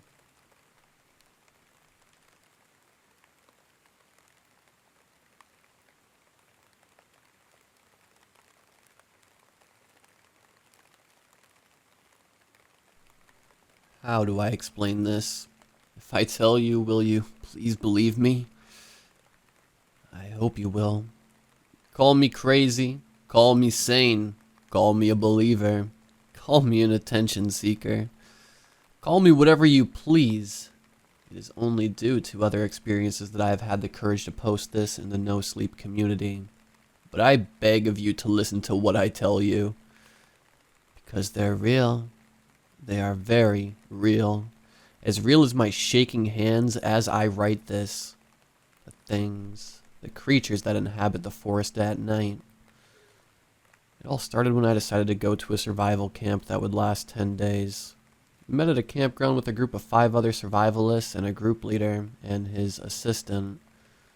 They would stay with us for 3 days and show us techniques like setting up a tent, how to identify local flora that was edible, and how to set traps, etc. Each of us were given a backpack with items that you would commonly carry while on a hike, like chapstick, binoculars, some protein bars, a lighter, and matches. We were allowed to bring one personal item, and my choice was a hatchet. For 3 days, our group did several things. We used the river to get water, which we would boil for 15 minutes to kill anything in the water. There are a few natural springs in the area that you can drink fresh, and the guides showed us these. We learned how to make lean, too. How to use rock walls to make shelter with fire heating it up to keep warm. How to build hammocks out of vines. what wild strawberries look like, along with several other things. They did not show us mushrooms, as these are easily misidentified, so they don't chance that for legal reason. But the puffball ones are the only ones they allowed us to pick, as they are easily identifiable. We also made traps like snares and rock falls, along with making fishing line out of vines and makeshift hooks, or finding fish in quiet zones of the creek where you could trap trout. We learned how to make fire with binocular glass, matches and lighter, and proper TP builds for your kindling. After the 3 days, we were let go on our own. You would stay at base camp and the leader would walk you several miles into the undergrowth. Each of us were taken at different times and given a satellite radio in case we had an emergency. So we set off on our own and made the best of it. The group leaders would stay at base and wait 5 days, then come get you. Day 1, nothing out of the ordinary. I set a few traps, built a decent lean-to on the side of a large boulder. Fire is doing a solid job of heating the rock wall to keep it pretty warm inside. The air was crisp, not quite cold. Some drizzle, but no deluges. I'm close enough to the river that I only need to walk 70 yards or so. I'm not quite up the mountains, but on somewhat of a hill, surrounded by pawpaw, rhododendrons that are starting to bloom, catalpa, and several conifers. I eat half of a protein bar and collected quite a few plants. First night is quiet. Only hear a few things out in the forest. It's very dark outside the firelight. I've collected enough wood to keep any critters at bay, namely black bears, as they can be curious. I was awoken at some point in the night by the satellite phone. Another survivalist is complaining about some large animal walking around his campground. Seems to believe it's a bear, but it sounds like it's walking on 2 legs.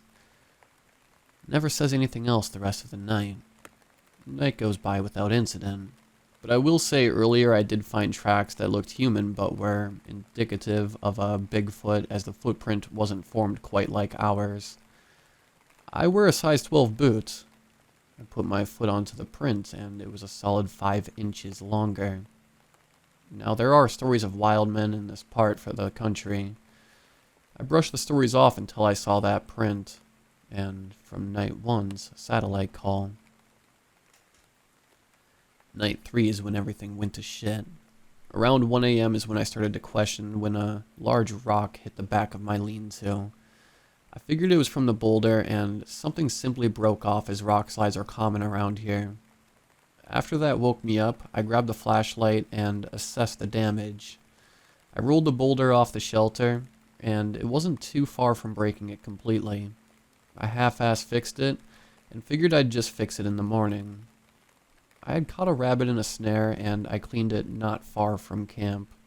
I'd say 100 yards off.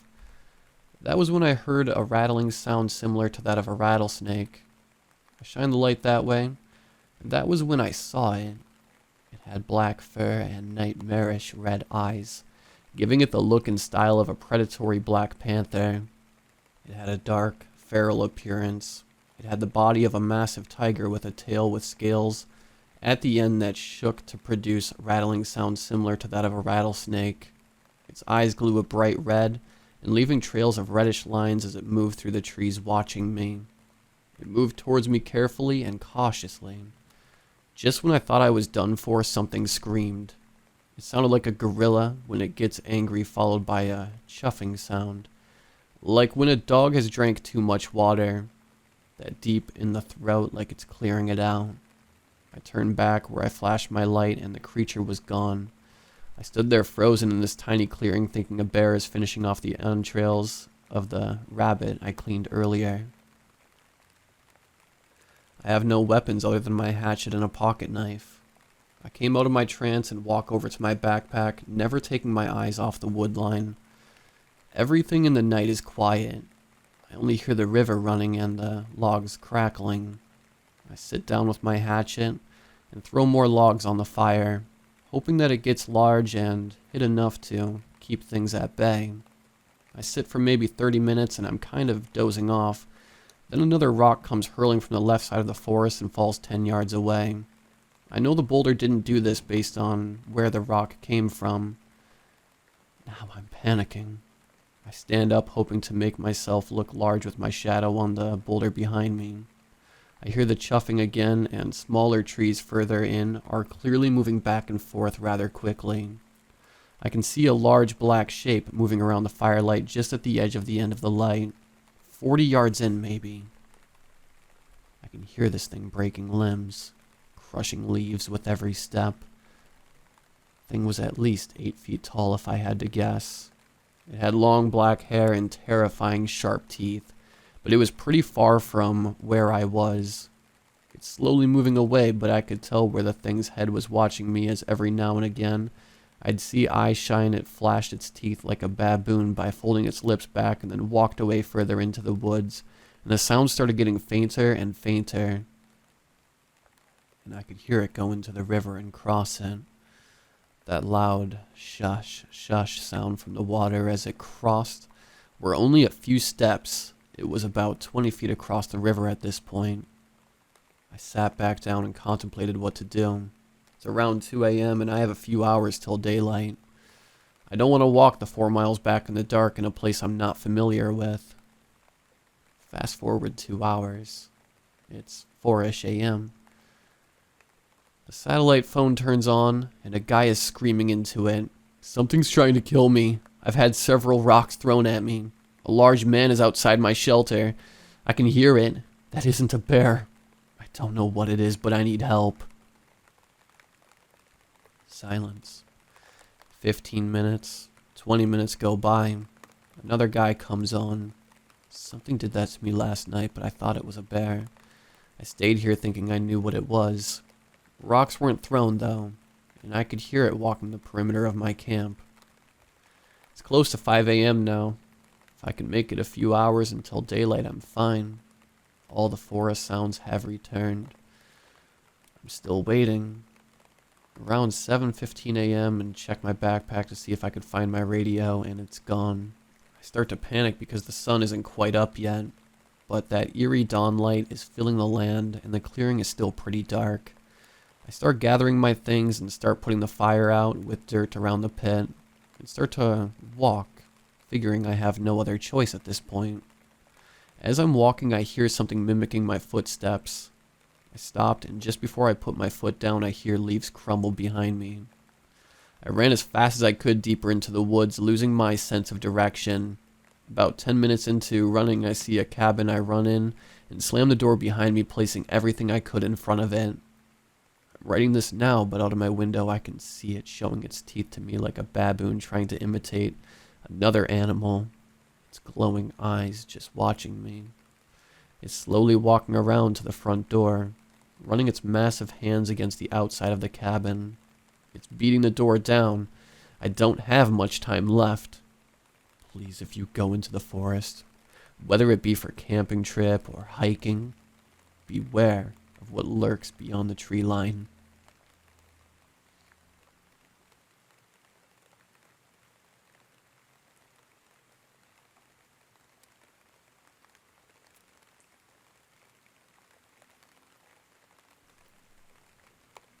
Hello, and allow me to introduce myself. My name is Derek Keller. I'm an archaeologist and an anthropologist. I have a PhD in both, you know. I study humanity in times long past. Quite recently I was in Asia, around Mongolia.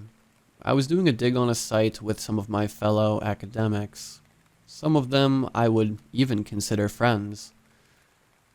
We managed to unearth a very odd depiction.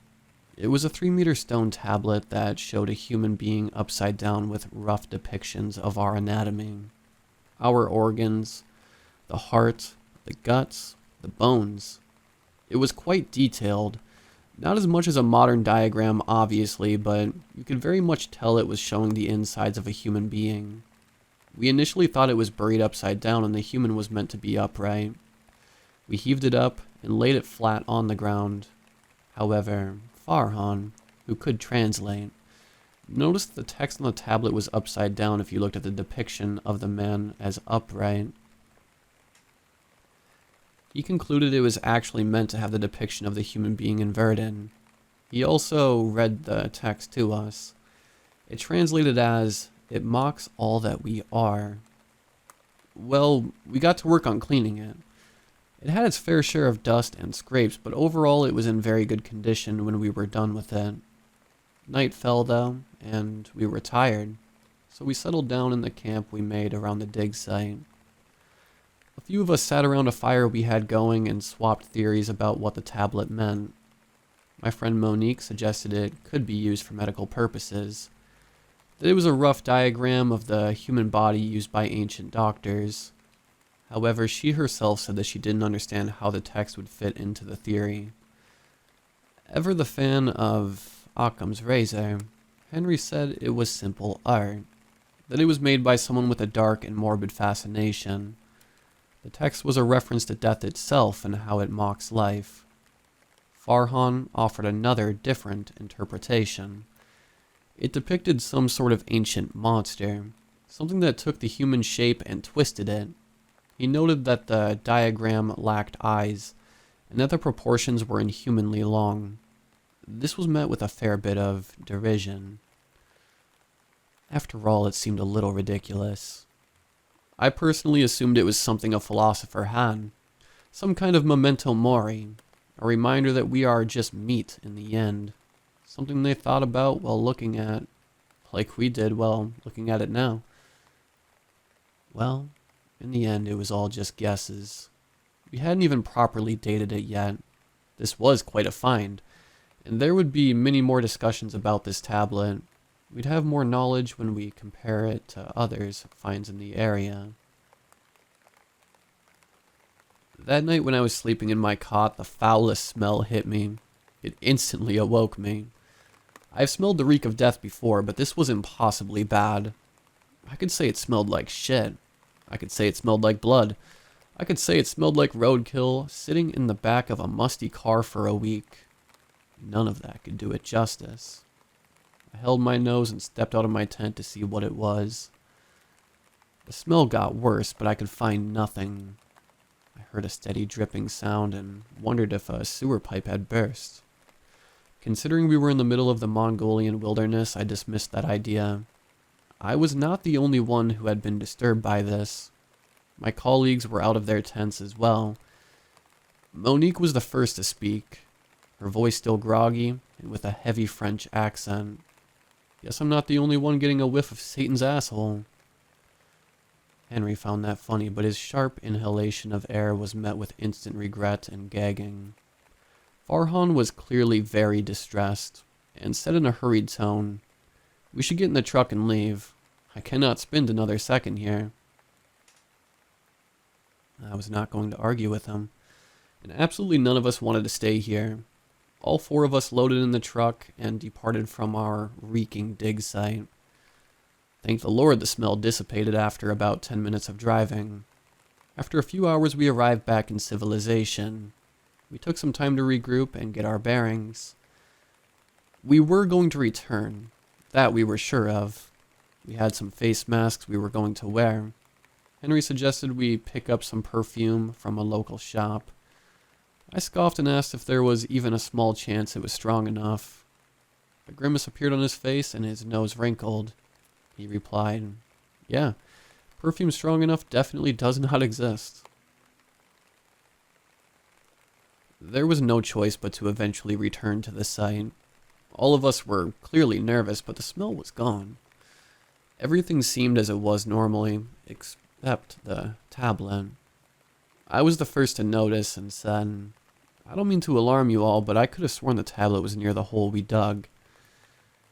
I did end up alarming them, and much panic ensued. We couldn't find it. Monique had a theory of what happened, though. Someone had thrown a very potent stink bomb at our campsite, waited for us to clear out, then swooped in to steal our find. Not likely, but we honestly had no clue what else could have happened. We at least had some good photos of our find, and Henry put the word out that it was missing. Regardless, we had no reason to be there anymore. We packed up camp, took a long drive back to Ulaanbaatar, and got on a plane back to California, back to our home university of Stanford. All of us were sad, but Farhan seemed oddly relieved. I assumed he was just happy he could sleep in a real bed again. So was I. I crashed into my bed that night, the exhaustion of travel finally hitting me. Then in the morning, we explained what happened to our other colleagues in the archaeology department and shared around our photos. There were some questions, and a sense of sadness we couldn't actually get it back. It was a melancholy drive home that evening. I live alone, and I was in a bad enough mood to justify a drink. I poured myself a small glass of vodka, then another. I was suitably drunk, sitting on my couch watching TV, but not drunk enough that the same smell from that camp didn't instantly make me keenly aware. It filled the air instantly, as did that dripping sound fill my ears. This time, though, I was capable of figuring out what direction it was coming from. It was right outside my door. I swallowed my spit and my fear, then flipped open the curtains. It was here, an inverted human being. Its brains, its organs, everything was on the outside. No skin, just muscle, bones, and organs. Its eyes faced inside of it, and yet I could feel its stare. Speaking of its eyes, its head was floating about a foot off the ground. Its legs were upright, high above me. When faced with an inverted, upside-down, floating mockery of a human being, one's fight-or-flight response kicks in. To put it in simpler terms, I bolted as far away as I could. I scrambled up to my second floor where my bedroom was. I kept a knife in there, though I had quite a few doubts about how much help it would be. I also went on to call the cops, but surprise, surprise, no signal. I had already had my sense of reality in the world completely destroyed. Why shouldn't it be able to affect the cell signal? The smell, the dripping of its blood got more intense. It was getting closer. I could hear some muffled noises coming from it. It was speaking, from the mouth inside of its cursed body. I had no clue what it was saying, but the adrenaline gave me a photographic memory of the incident.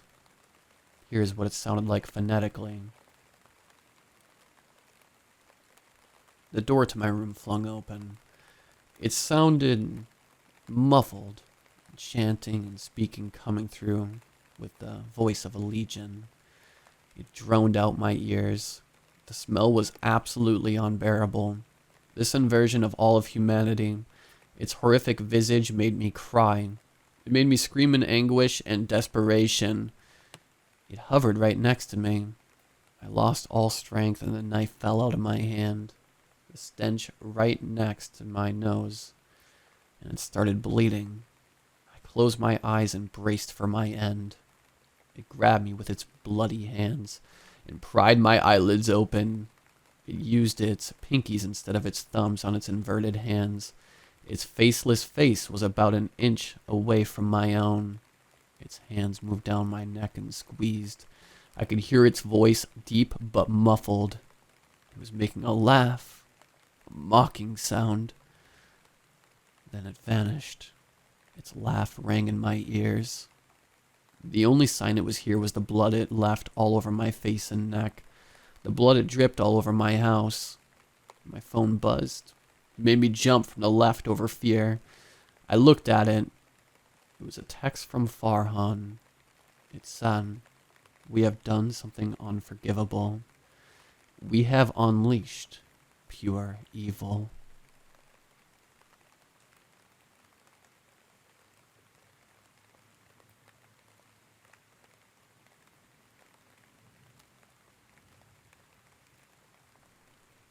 Last week, a beautiful girl moved into the rundown house next door.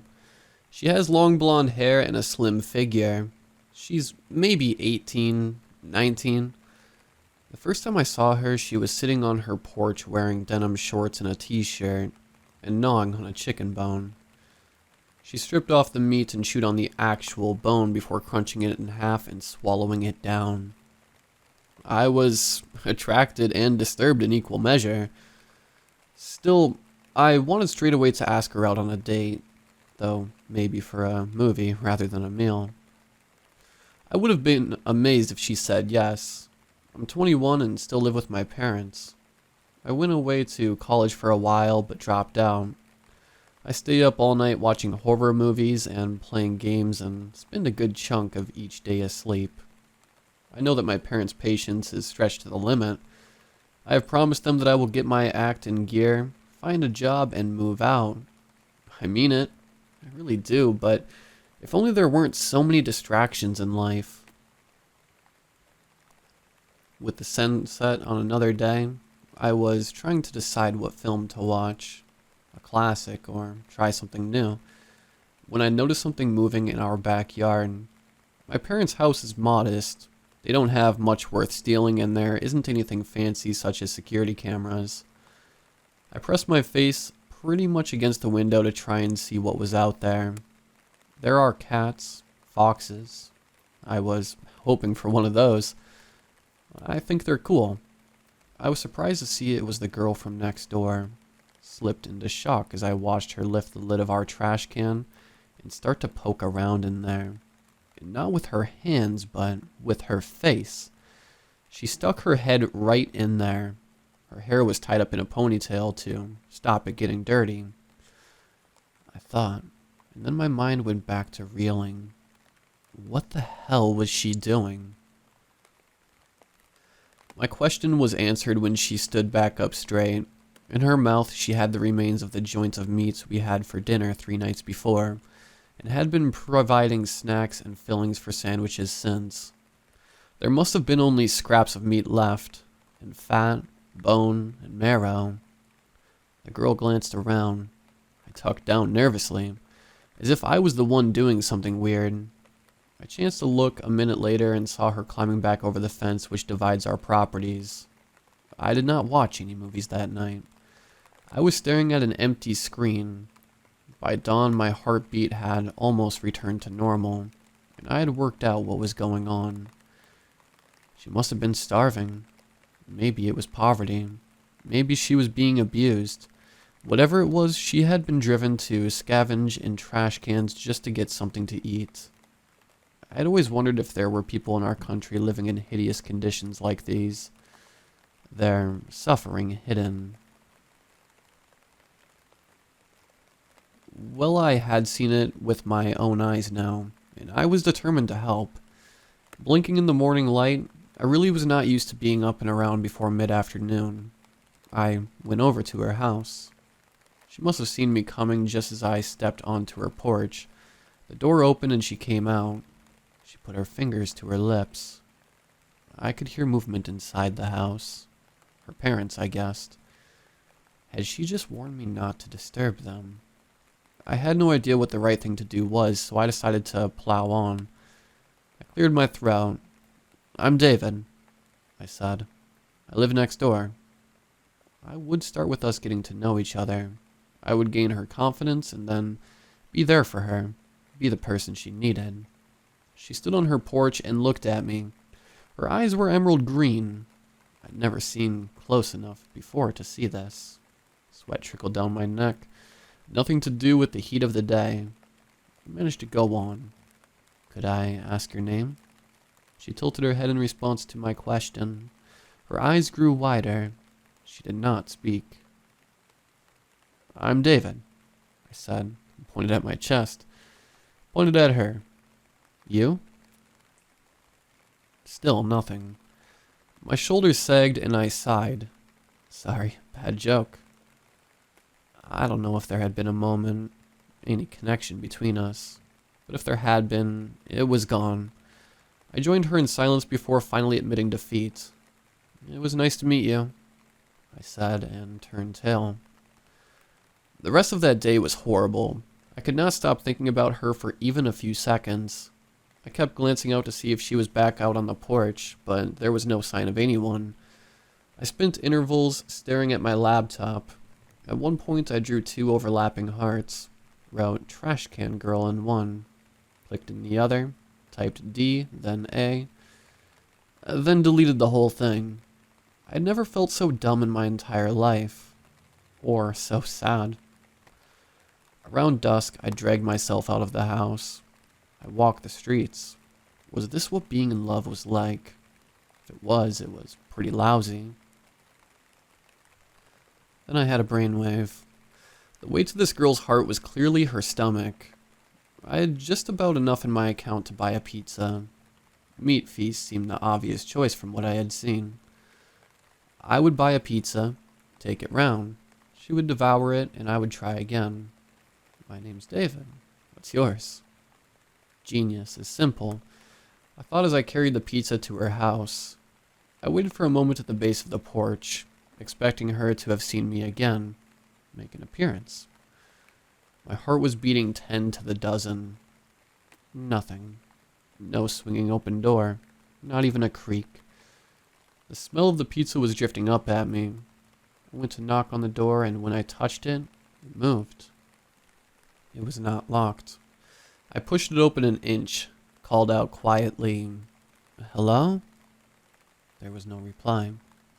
I can't really tell you what I was thinking apart from the prospect of seeing her again. "Hello?" I tried again. Still nothing, so I opened the door and went inside. The room I entered was dark and kind of smelly, to be honest. To be very honest, it smelled like a public toilet on a hot day. There was not much furniture, no carpet. My eyes were adjusting to the darkness, and I thought I could make out tear marks across one of the chairs, as if someone had slashed it. They're going through hard times, I reminded myself. That was why I was here. The knight in shining armor, with his greasy cheese and tomato and pepperoni and beef and salami and chicken treasure. "Hey," I said. My voice was getting shaky at this stage. It was pretty creepy in there, and no one appeared to be at home. I could make out the shape of another open door at the far end of the room, but I could not see where it led, and did not have the backbone to find out. I decided to call it a day. I would find somewhere to leave the pizza, and next time I saw her, I would explain it was from me. It's the start of a beautiful conversation. I was looking around for a surface that was closest to clean when I heard a snarl. My guts tightened. They had a dog. Sounded like a big one. I was considering dropping the pizza and running when I saw two specks of red coming towards me through the gloom from the direction of the open door. Something on 4 legs. That snarled again. The pizza box was shaking real bad in my hands by now, and my fingers had dug into the cardboard. I had the heat of the pizza burning my fingertips, but I could not ease up. I was terrified. Then things got a whole lot worse. A second creature padded out into view. It too walked on all 4 legs. Its eyes were red, bloodshot, and it brought with it a stench of stale urine and much worse. Started to gag. I wanted to scream because now my eyes were fully adjusted to the darkness.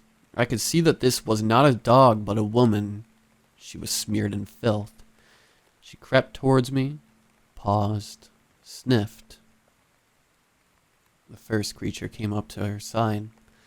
It was a man, a feral, dirt-encrusted man, but human.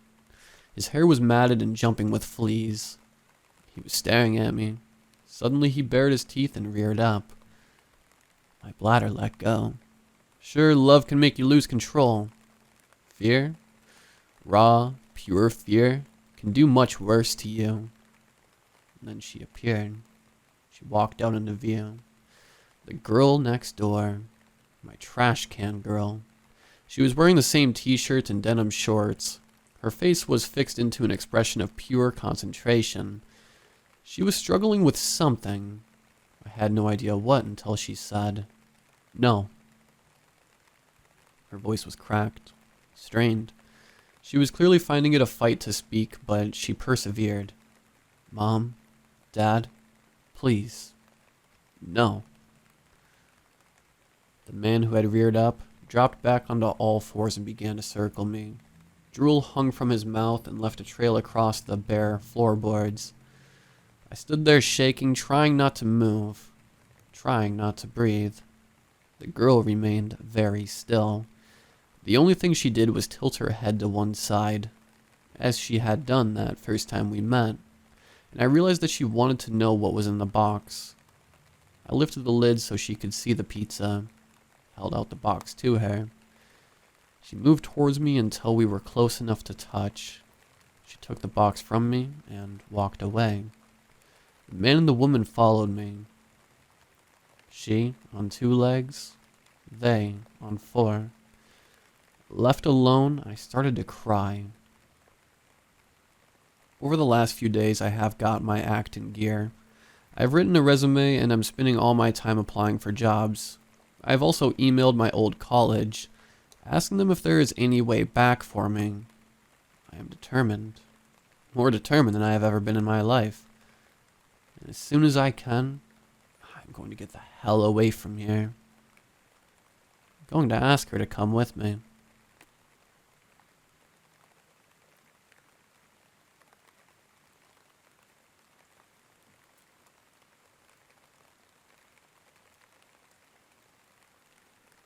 I work as an exterminator for the only pest company in my small town. The pay's mediocre and the work's sometimes grisly, but I don't mind it too much. I've had my fair share of nightmare experiences. Sure, rats crawling down my suit, nests of brown recluses, your general attic horrors. Nothing stuck with me though, not for too long. Not until I came into work today. It was 9:08 when I unlocked the door and shambled over to my desk. I remember because the little voicemail answering machine blinked the time at me over and over, indicating unheard messages. This was my standard Monday routine. The first hour of every week was spent catching up on what had plagued people over the weekend. You have 8 unread messages. To begin playback, press OK. Jesus. 8? I can't remember the leg having more than 3 or maybe 4 clients, but I guess the pay would be worth it. I hit OK and shrunk into my chair, already tired for the day. Friday, 4:13 p.m. Hey, it's Rob again. Oh, come on. I've gotten half a dozen calls from this guy over the week, saying he thought he might have heard some scratching.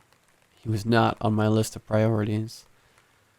I'm over at 324 East Plum, and I was hoping to get someone to come check out my house. He said this line as a question, like I had a choice. I was hoping to catch you before the weekend, but I must have missed you again. Guess you closed early.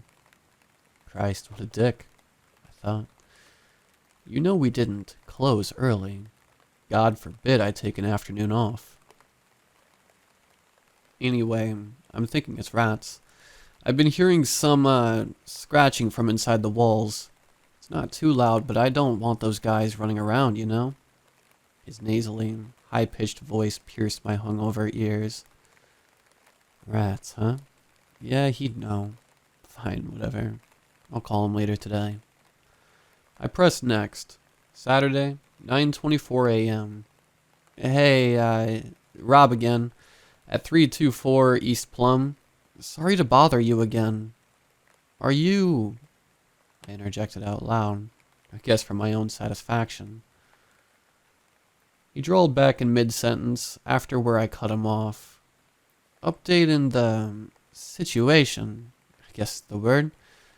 They're getting a lot louder, like aggressive almost.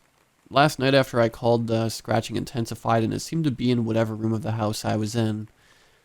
Is that something rats do? Google wasn't much help. Anyway, hoping to hear back on Monday. Thanks. The phone clicked and I chuckled a bit.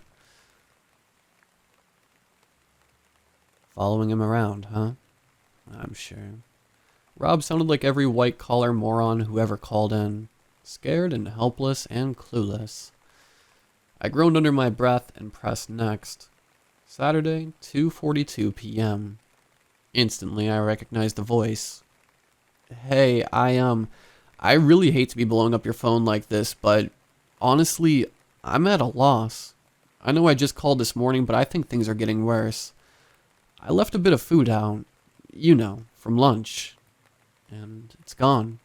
I guess a bit is going to give the wrong impression. I left a meal's worth of leftover rice and chicken, maybe a pound or so total. It's all gone, man. I mean, for God's sake, the bowl looks licked clean. Is that something rats do? It has to be, right? So much food for anything smaller. I'm starting to feel like they're a health hazard. Please, call back first thing Monday. Thanks. Oh, sweet Jesus. He's just lying to me. There's nothing in our town, let alone our state, that would clear a pound of food off of Rob's counter. 5 more voicemails. Cute little brat. Then I'll call. I picked up a notepad from beside me, jotted 324 East Plum, then pressed next. Saturday, 11:56 p.m. I'm sorry to call so late. Does it even matter? It's a voicemail after all. Sorry. Rob needed no introduction this time.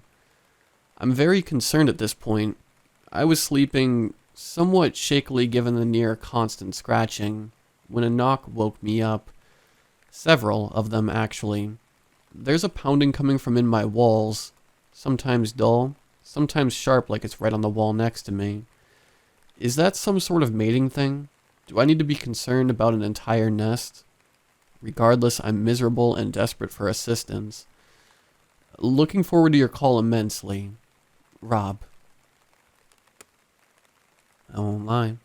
I could hear the knocking through the phone even as he spoke to me about it. It was loud and it sounded almost frantic at times. Definitely not the most typical call I'd gotten. Maybe squirrels, I thought absently as I hit next. Sunday, 7:14 a.m. Rob here. You can see I didn't get much sleep if you check the timestamps on these calls. I'm seriously considering taking matters into my own hands. I woke up this morning to find a small hole in my wall, right next to my bed. It was high up, maybe 5.5 or 6 feet off the ground. Why a rat would put their entrance so high, I do not know, but it seems that they are making their way into my living space. Oh, and by the way, there are more holes, all the same height, all in different rooms of the house. I'm going out to buy traps as soon as I hang up. Goodbye. Holes that high up, and straight through the plaster and drywall in a night. Old Rob's dealing with some demented squirrels. I chuckled. Hell, maybe the traps would be enough. I clicked next. Sunday, 7:48 p.m. Hey. I heard a pounding on the walls. You hear that? I'm not scared of you. There's poison in these... Poison. Hey, sorry. They're out of control. Rob was panting and sounded like he was in a state of pure panic. I bought these traps, but whenever I go towards the closets, the scratching and knocking gets so frenzied it's unbelievable. You hear that, right? Hey, I'll kill these little bastards.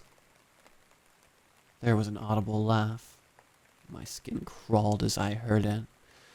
That was much too deep to be Rob's voice. It sounded gravelly and sick. The fuck was that? Did you just hear that? Is that some kind of growl? Shit, do raccoons do this kind of thing? I felt fear creep into my mind and could only imagine what Rob must have felt that evening. Another sound cut him off.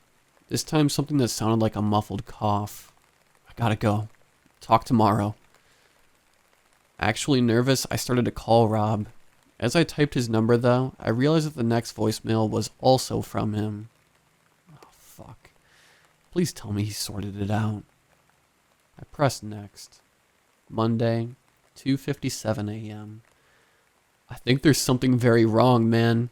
I set these traps I put out poison in like the spring ones. I finally got into my closet last night when the scratching stopped and I put a few big spring ones in there. And went to bed and man, I finally got some sleep. The scratching was gone and the knocking too, but I just heard a scream. There was a scream from the closet. It sounded low in pain, but it sounded like a person. I'm walking to it right now, but I wanted to call and let you know in case it was valuable information or in case something happened to me. Well, I thought you made more sense than 911 for now. If I get in there and it's a raccoon or some shit, I'll feel stupid as hell. Okay, I'm walking into the closet. His sentence stopped abruptly and the phone hit the ground. I heard a muffled scream and then nothing. My heart rate was out of control. I felt like I was the sole listener for the world's most horrifying audio content. I realized my fingernails had been cutting into my hands. The voicemail ended. I placed my now bloodied hand onto the phone to dial 911 when I saw that the last voicemail was from Rob as well. Oh, Jesus, thank God. Thank you, God. I felt an unimaginable weight lift off of me as I hit next. Monday, 3:05 a.m. Hey, it's Rob. Sorry about all that. Dropped my phone when I saw the rats and the traps and it must have hung up. Didn't mean to scare you. Seems like I got 'em though. Traps did their job and I'm all set. No need to come out. Thanks anyway. I wanted to feel settled. I wanted to set down the phone and relax into my chair while I waited on some mundane call. I wanted to believe that Rob was well, but I couldn't. The voice that placed that last call, the one that gave me the all clear, came through the phone low, gravelly.